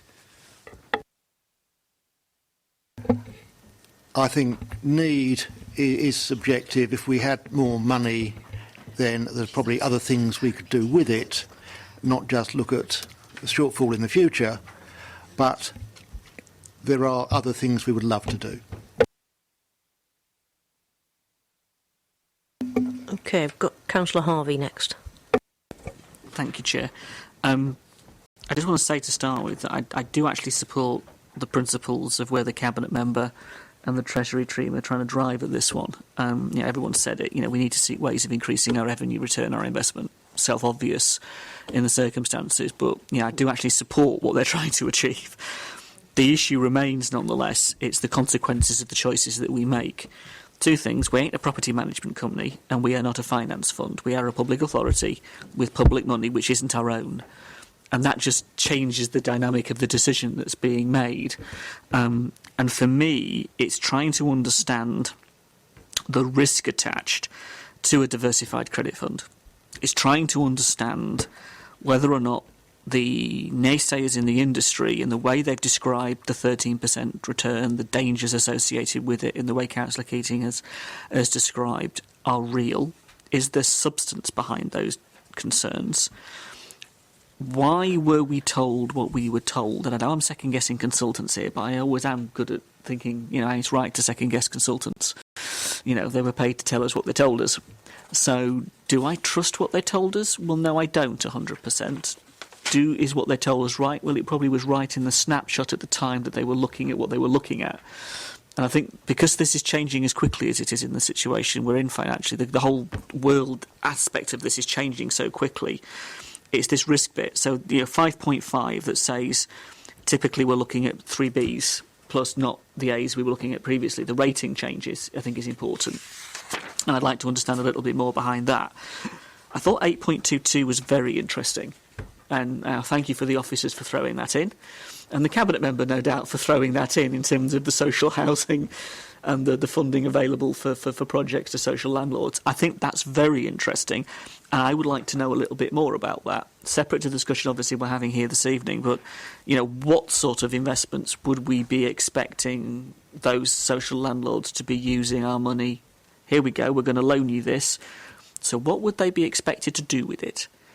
Because social landlords are into doing an awful lot of good on an awful lot of fronts, but they're also not just solely social landlords anymore. Yeah. And in that sense, I want to see the value in the return socially and financially for the money we would be giving. And I'm pleased to see the sort of figures being talked about. Still got a flame, and the Labour group has still got a very significant flame for direct investment in housing and return. Percentage returns that would give us very good return actually on long-term investment in direct building of housing or creating a property company in the way other authorities have done with other joint venture partners that would deliver quite a nice return, I think. And I know that needs to be looked at and explored in a lot more detail than merely saying it, but nonetheless I think that's got legs. Finally, my point, and I guess, Councillor Goodison is right, you maximise your risk associated with this. It's the balance of that. So the missing piece of the puzzle for me to give you a valuable comment as a member is, where is the balance in the equation at the moment between what you want to do with the money and the risk associated with it? It's where's the balance in that equation at the moment? And I can't quite see it from the report, maybe because I'm not reading it and I don't understand it in a detailed way, in the way obviously officers do. So I know Kevin's looking to jump in. I'm sorry, I'll let Dean as well chair afterwards, but I was going to say, that obviously for the committee and for the discussion we've had, that's the key issue is the balance between what might be the return against what might be the risk. And as we've discussed before, the council could choose to take to invest in gilts in terms of very low risk in terms of default, but would have to invest for a long time horizon. So the council would in effect be taking some interest rate risk with that investment, but the council could say, well, we'll invest out for 15 years in gilts at the moment and hold them for 15 years. So you would be pretty certain you get your capital back, but you'll be locking out at the current rate, the rates best rates you could get, and to get to the sort of return levels that we're talking about, it's probably 15 years. So that was one sort of scenario. The other scenario is the diversified credit fund option, which looks to mitigate some of that interest rate risk, but increases the credit risk. And we looked at the amounts, and we've taken advice, and we've looked at amounts, and as Dean said, what we're proposing here is what we regard as a minimum element that would give you the return and minimise your risk, because it is an enhanced risk, and we've been open about that, and in the paper explained that there is an increased risk both in terms of volatility and in actual potential downside returns for the council. I totally appreciate that. So I guess in my thinking then is I hear what you're saying about the risk attached to that, and I also hear the point that there's a risk that we don't have the revenue to fund the services we want to, and as an authority, and I would not want to see those services cut, and in fact I would like to see enough resource to return us in some ways, if possible, to the services we were giving a few years ago. Now, Eric Pickles isn't going to help us in that respect because he's just done over the revenue support grant to a point where for us it's going to be non-existent before we know it in the next couple of years. It's going down to about 2 million very, very quickly from 6 million. I mean, that is a big loss in a big hit. But I guess for me then, just to I won't say anything else, my quid pro quo then is a sense of saying, okay, you want to do that with a diversified credit fund. I would like to see, and I know my group would and others would agree, far more consideration of an investment in the social housing, the council housing, and the renewable energies, all those other sectors of generating income for this authority, as well as simply saying we're going to stick 30 million in a diversified credit fund. So without saying no or saying yes, at the moment, it's the bigger package I'm looking for. Chairman, I did so. Sorry, Councillor Parker. The overall strategy, we're focusing obviously on the change in the 30 million because that's a change in the strategy and the instrument type and risk. But the overall strategy does include those wider elements because it makes an allowance for the sort of previous agreed position from Cabinet and Council, which was that 25 million can be invested in some of those alternate. So we're allowing for 25 million to be over time invested in suitable alternate types, which could be property, could be housing related property, could be any other of the areas that are out there if they're appropriate investments. So the strategy allows for that. This is to get a return as well in that medium term period.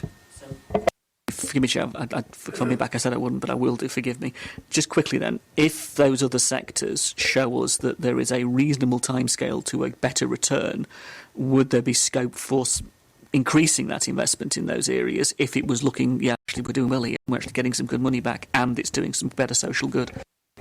Yeah, there's always scope for Council to change those sort of limits on the back of the evidence that there isn't a more appropriate way forward. So, yeah, it would require Council, as you would expect, Council authorised limits, but changes to the limits. But yeah, and I was going to say the other point is we do have to remember that whilst we're diversified credits are funds, they are liquid in that you can move in and out of them within a week normally. The Council should be regarding that portion of the money as a medium to long-term investment. So it shouldn't be looking at something that it's going to change within a year. It should be saying, well, it's at least a 3-year, probably a 5-year time horizon for that investment. I've got Councillor Parker and Councillor Cubitt to speak, but I just wanted to clarify my understanding of this process, and please don't laugh if I get it completely wrong. But my understanding of starting this, we said we had about 50 million that was being realised at the moment, that was coming, we need to do something about because it was sitting in the wrong instrument. Yeah, so, which is helpful because that's kind of where it was going. So if we've got this 50 million, and essentially, when it comes out of its current account, it's going to go under the mattress. And at the moment, we're deciding whether the safest place to put it is under the mattress or in a current account or a savings account, or indeed to do something like build a house with it or wherever. I think in our previous management workshops, treasury management workshops, we've looked at option 6 being like the best way of using the money under the mattress in the short term just to cover what we need. That leaves us with an additional 20 million to add to the 25 million we've already got, which could actually have a reasonable fund for other things such as renewables, social housing, etc. So, in my simplistic mind, because I don't do numbers, I do words, I think we need to focus our attention on what we do with the 30 million in the first, because we kind of need to have something that replaces what's going to be a gap and a bigger gap, and then we need to make some recommendation that says, and actually that 20 million, we might want to put it with the 30 million, or we might want to put it with the other 25 million and do something different, but we don't need to decide about that so much now. However, we would like to give an indication of what we want to do with it. So, in my simplistic brain, if we're going to make any recommendation at all to the portfolio holder or to Cabinet, it's couched in those sort of terms. This is what we think might do with the 30 million, because we need to be at least covering it and not just sticking it on the mattress and hoping it goes away. But this is what we need to do with the rest of it, because actually we could do something sensible with it and could be far more rewarding both on a social investment and a financial investment terms. I believe I'm right in saying that not only have we got this 50, but we've got some more maturing monies coming in imminently. Is that correct, or is it just 50? It is just 50. We'll actually have 70 million in short-term cash, but we do need 20 million of that for the spend during the year, and we have a cash flow movement during the year. So it's actually what do we do with the sort of extra 50 that we've got to what we would normally have. We'd normally hold about 20 million in short-term cash. Okay, so Councillor Parker, you had some questions or comments? I'd like to thank you, Chair, for that sort of assessment, and it certainly clarifies the what we're dealing with just right now. But for me, what I'd like to do is then develop a little bit the theme that you talked about in regard to other areas of investment for the other potential 45 million. That's what we're talking about now, aren't we? We're saying there's yes. Follow. Yeah. They're taking the 20 out of the back pocket. No, I'm told there's 70 million short term. We said there was 20 needed, and we already had, I understood, some set aside, 25 million. If Dean would go through the figures again.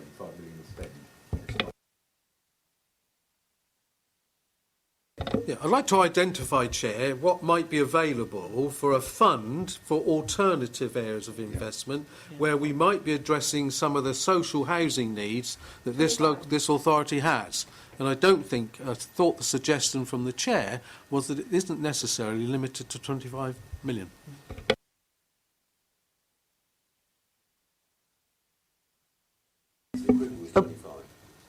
Yeah, okay. All I'm saying is that we've already got approval for 25.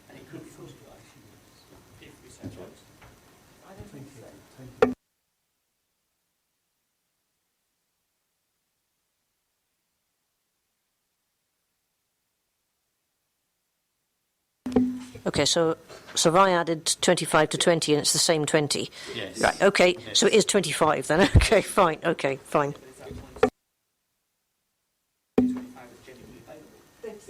It's genuinely available. There's 20 that they're keeping back. Then there's of the 70, there's 20 that's being kept back, and then we've got the 50, and we can split that as we will. However, we're being recommended that to put 30 of it into the diversified credit funds because that will cover our immediate needs, short to medium term, plug our budget gap, and give us a bit of wriggle room within that. What do we want to do with the extra 20? We could put it with the 30 and put 50 million in diversified credit, or we could put 20 somewhere else, which would include investment in social housing, community schemes, etc., etc. I think it would be helpful possibly if, in response to the discussion we just had now, that those figures are actually set out back to the committee so we do clearly understand what we're dealing with and where's going where.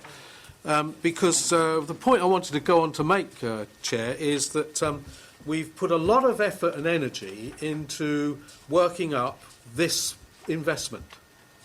We've had people come and present to us last year, we've had people come and present to us this year. What I'd like to see, and this is in support of the Councillor Harvey's comments with regard to the direction of thinking of his group, is reflected in my group, is that I'd like to see a similar effort going in to develop the other alternative investments. And I'd like the committee maybe to ask for that, because that's what's been missing. It's a situation we don't give time and sufficient thought to where that might go, and then we end up with looking at doing something short-term again. Yeah, that's very and this is a long-term investment. And in comparison, and I know this is a little bit flippant, but I happened just while I was having lunch to catch the Properties for Auction programme, and it was a current, and the young man who purchased a flat in London worked in the city, specifically funds management. And his comment was, unlike my business, where you can make money and lose money, he said, this is tangible. Yeah. You get to keep the property and collect a rental income. So, that point, and as far as... Especially in London. And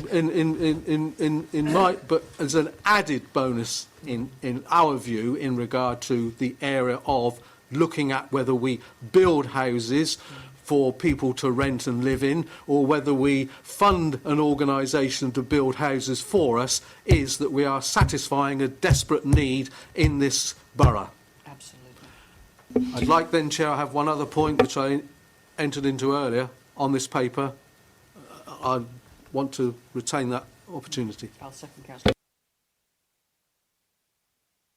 Okay, so I think what I was hearing, you're asking that the committee recommends that we explore for the additional 20 million. I'll put that in brackets. We need to clarify that number. Be properly explored for alternative investment options, for example, social housing, renewable energies, or other community-based schemes, and that's what we would wish to do with that balance figure that's there at the moment. Yeah, thank you for that, Chair. But I want really, I want effort mentioned. I want it to be done with some vigour, as opposed to becoming just a little wish list that can be set up on the top shelf and forgotten about conveniently until the next hiatus comes, and we say, as you've just said, we can't keep it under the mattress. We've now got to do something better with it. So the committee recommends. With some planning. That we commit the commensurate level of resource to exploring the additional options with the 20.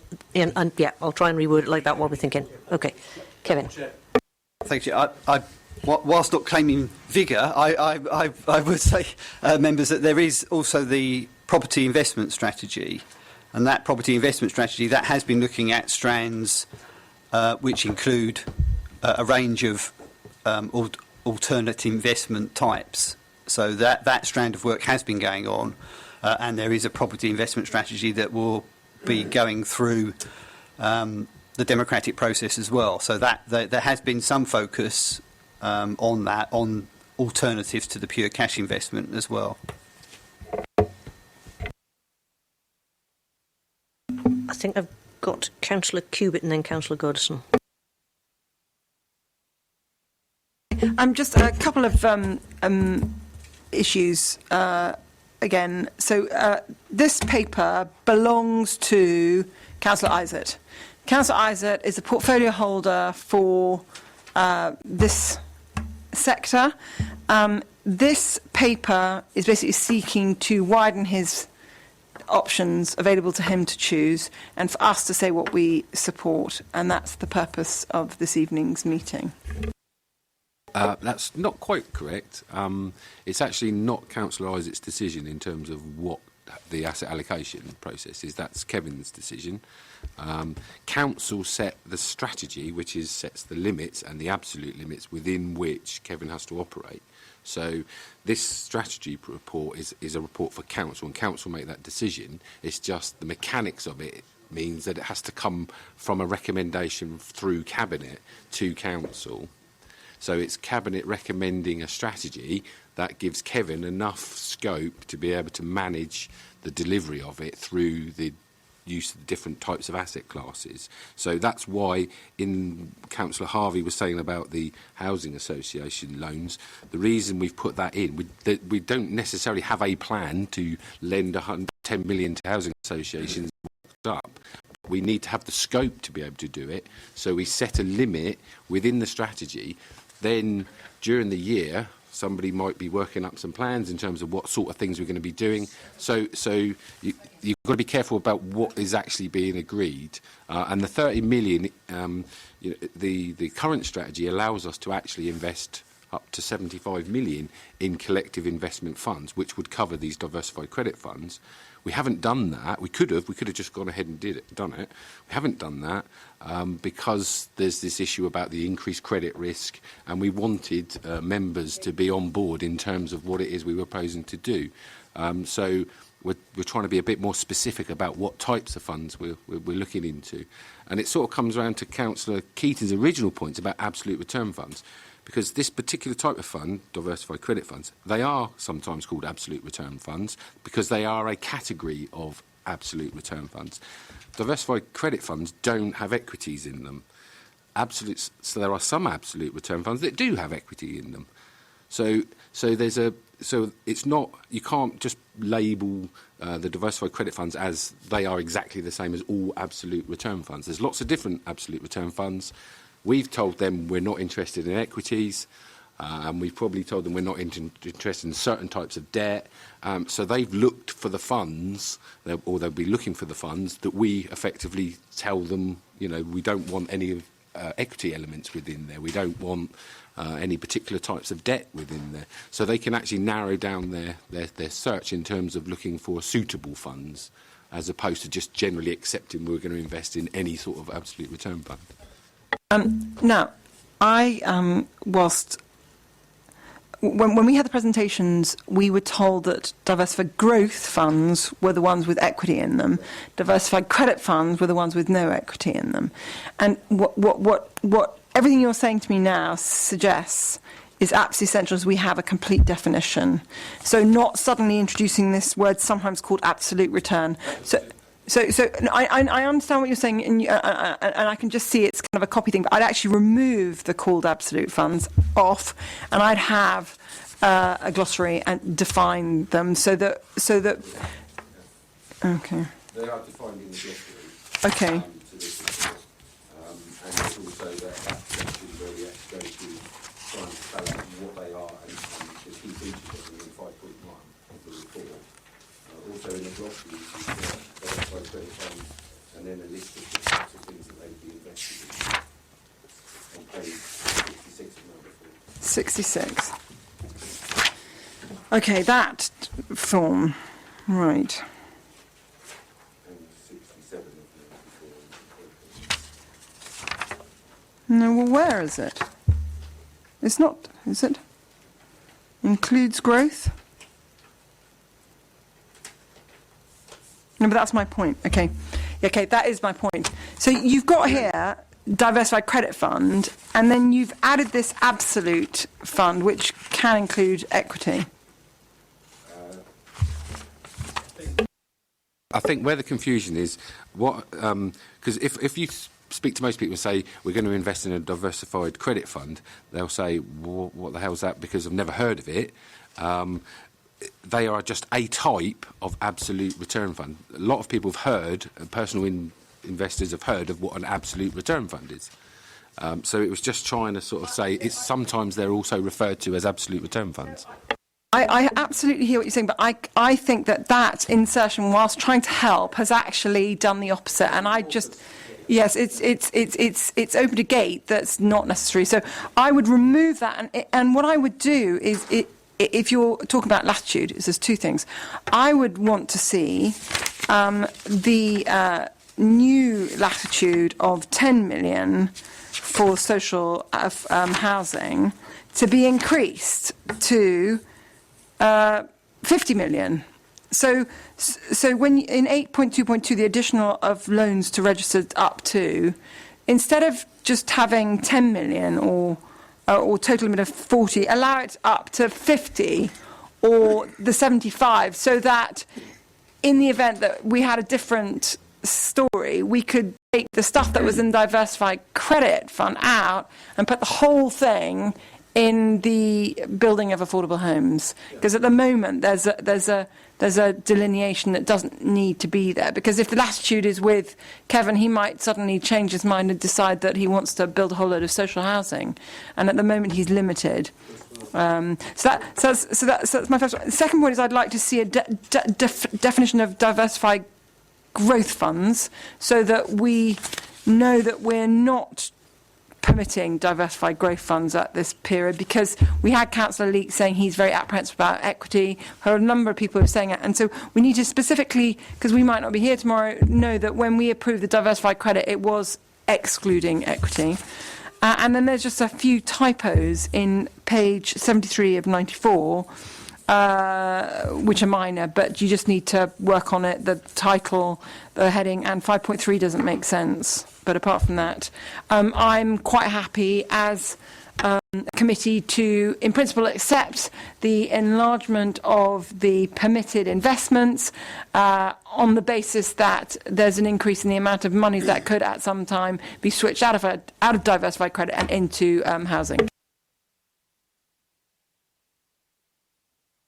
Yes, that was helpful. I've got Councillor Godison. Thank you, Chair.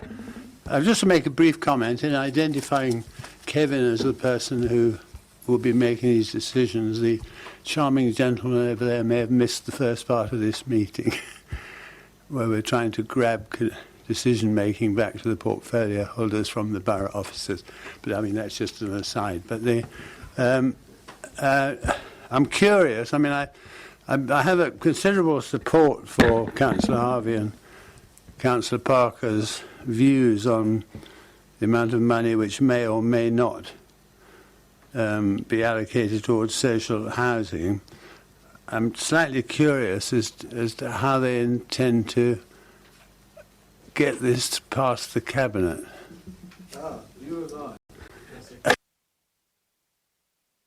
Do we have any suggestions about how you're going to put pressure on? I think absolutely a change of administration is in order. Since you had the mic then, Councillor Harvey, and then I've got Councillor Parker. Very quickly, I just want to pick up on the points. I like 822. I don't want to take away from 822, and I appreciate what Councillor Cubitt said in terms of the figures and the way they should be changed. If it is in Kevin's gift in terms of this, and obviously the Section 151, all the other responsibilities that go with it, however it fits into, forgive me, Kevin, I might have got that wrong, but whether it fits into your responsibility, I would like to see the words added, also, and this is straight onto the bottom of the paragraph, also the addition of the direct investment by the council or a joint venture stroke organisation, because it might not just be us, it might be something we create, in the building and renting of council housing, comma, and or renewable energy. So that it is in the paragraph, that it ain't just giving the money to a social landlord, but that we may do it ourselves. Exactly what Stuart has said, exactly what he's captured, exactly what others. So yeah, 8.22 is the paragraph, and then fit it into the... Under operational changes. 9.2, yeah. I mean, there is actually a fund for that, isn't there? Because there's the 1 million that's there, so I'm quite happy to leave that out and just have it as social housing. I'll completely go with that. Scrub green energy, because we've got that as the 1 million fund anyway in the county. Yeah. Okay. Yeah. Can we just? Yeah. Whoa! Hang on a minute, Kevin. Well, I was just saying what this is about is the Treasury Management allowable instrument, and in this instance, it's a loan to a social landlord. The other elements we can incorporate within the description of the possible uses of the 25 million and or the increase of that 25 million. So it's not part of the Treasury Management strategy that it could be a direct investment in housing. It's an option for the alternate investment, if you see what I mean. Have to be part of your Treasury Management strategy for you to get on and do it. Yeah.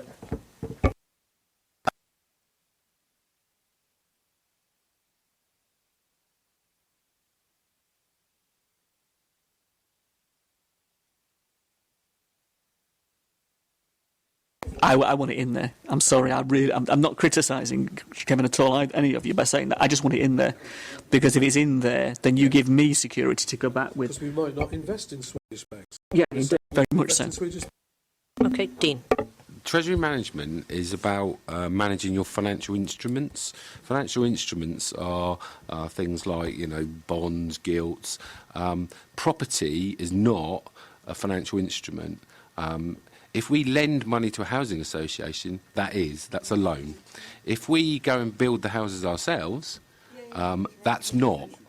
And that's outside of the Treasury Management strategy and therefore outside of Kevin's remit in terms of what we spend the money on. So it needs to be something that's a financial instrument. It may be that the lending might be to housing associations outside of the area. So we do need to be careful in terms of...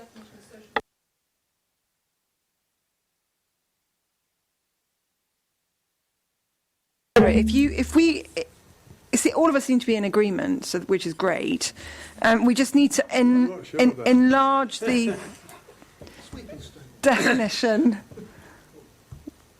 We need to increase definition of the addition of loans to registered social landlords or joint ventures just widen the definition.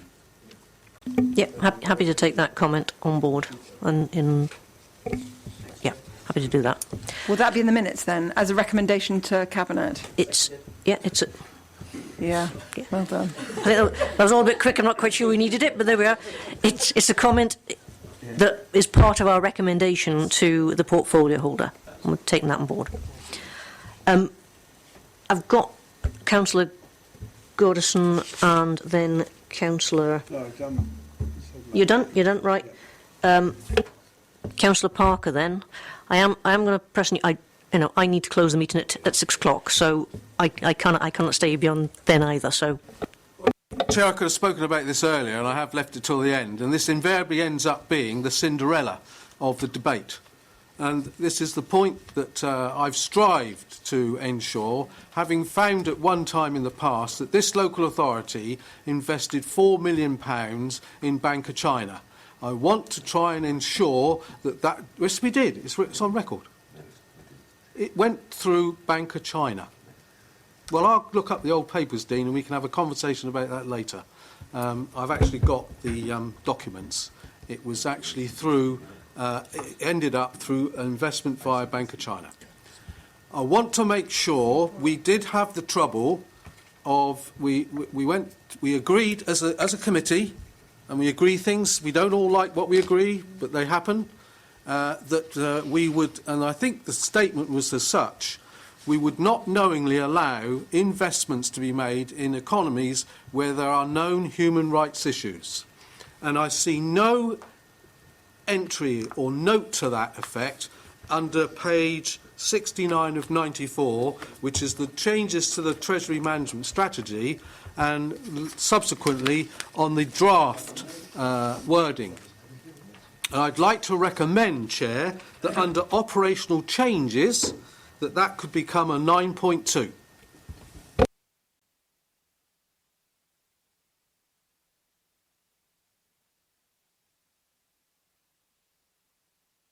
I don't have a problem with that. It's something we've talked about in the past and need to capture somewhere, and it just hasn't been captured to date. Is that achievable? Yep. Yeah, we can record it as a comment to the portfolio holder. Well, we can. Yeah, I mean, Yes, our recommendation is to add it. As we've discussed before, there are practical difficulties when you're talking about investments into cash investments with institutions, which is what this would be, and it's just not practicable.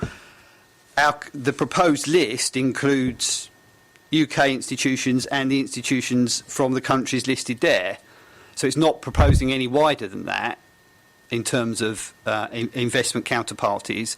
So it's just a practical difficulty of actually saying, well, what's a human right issue? Rendition. Well, Bob, I mean, if you want, well, no, I won't say, but you. Well, can I suggest then? Can I suggest, given that, yeah.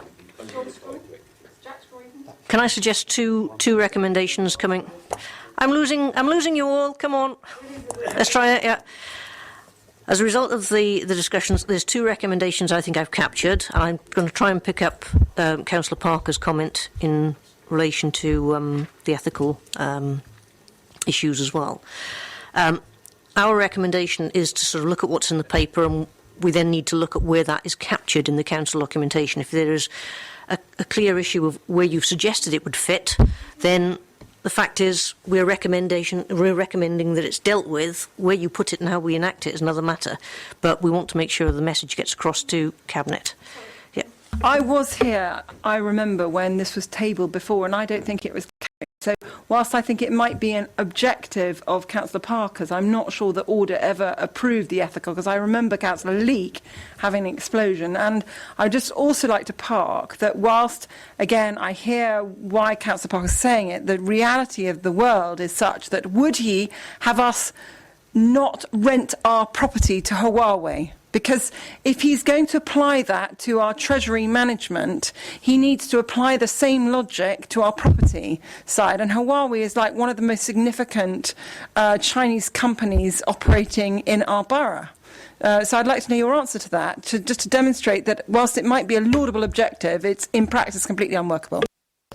Well, I thank Councillor Cubitt for the personal challenge. I don't know necessarily that's the format that this committee has operated under.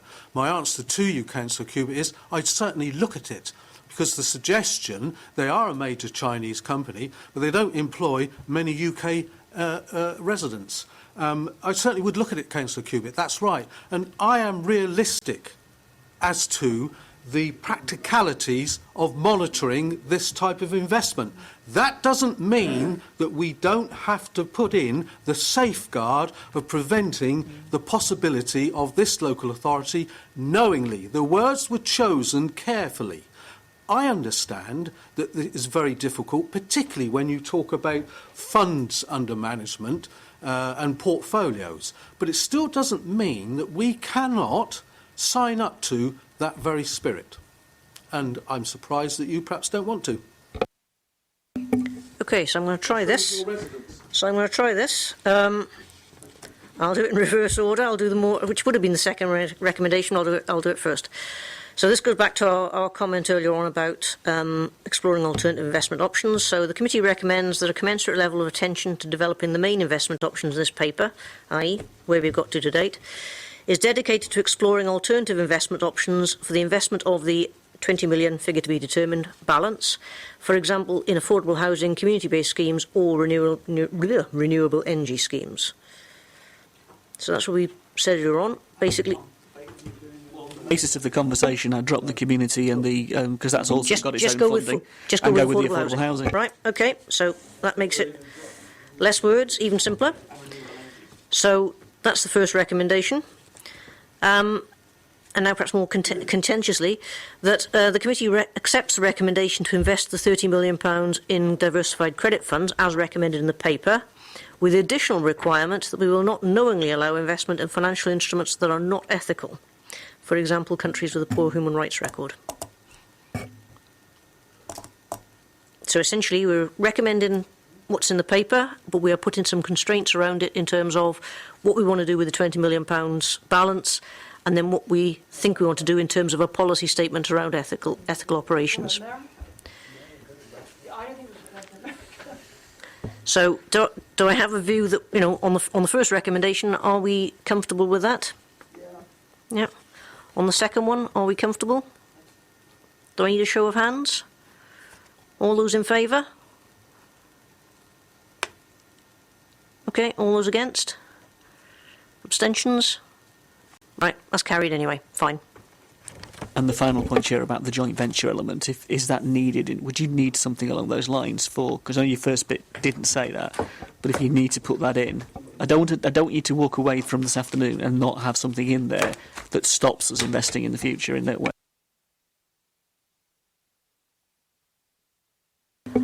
Thank you very much, members, for your... These are comments. Yep, don't need to explain it to us because you don't just open another bag. Thank you very much. Thank you for that. Thank you, members, for your attention and diligence this afternoon. Thank you.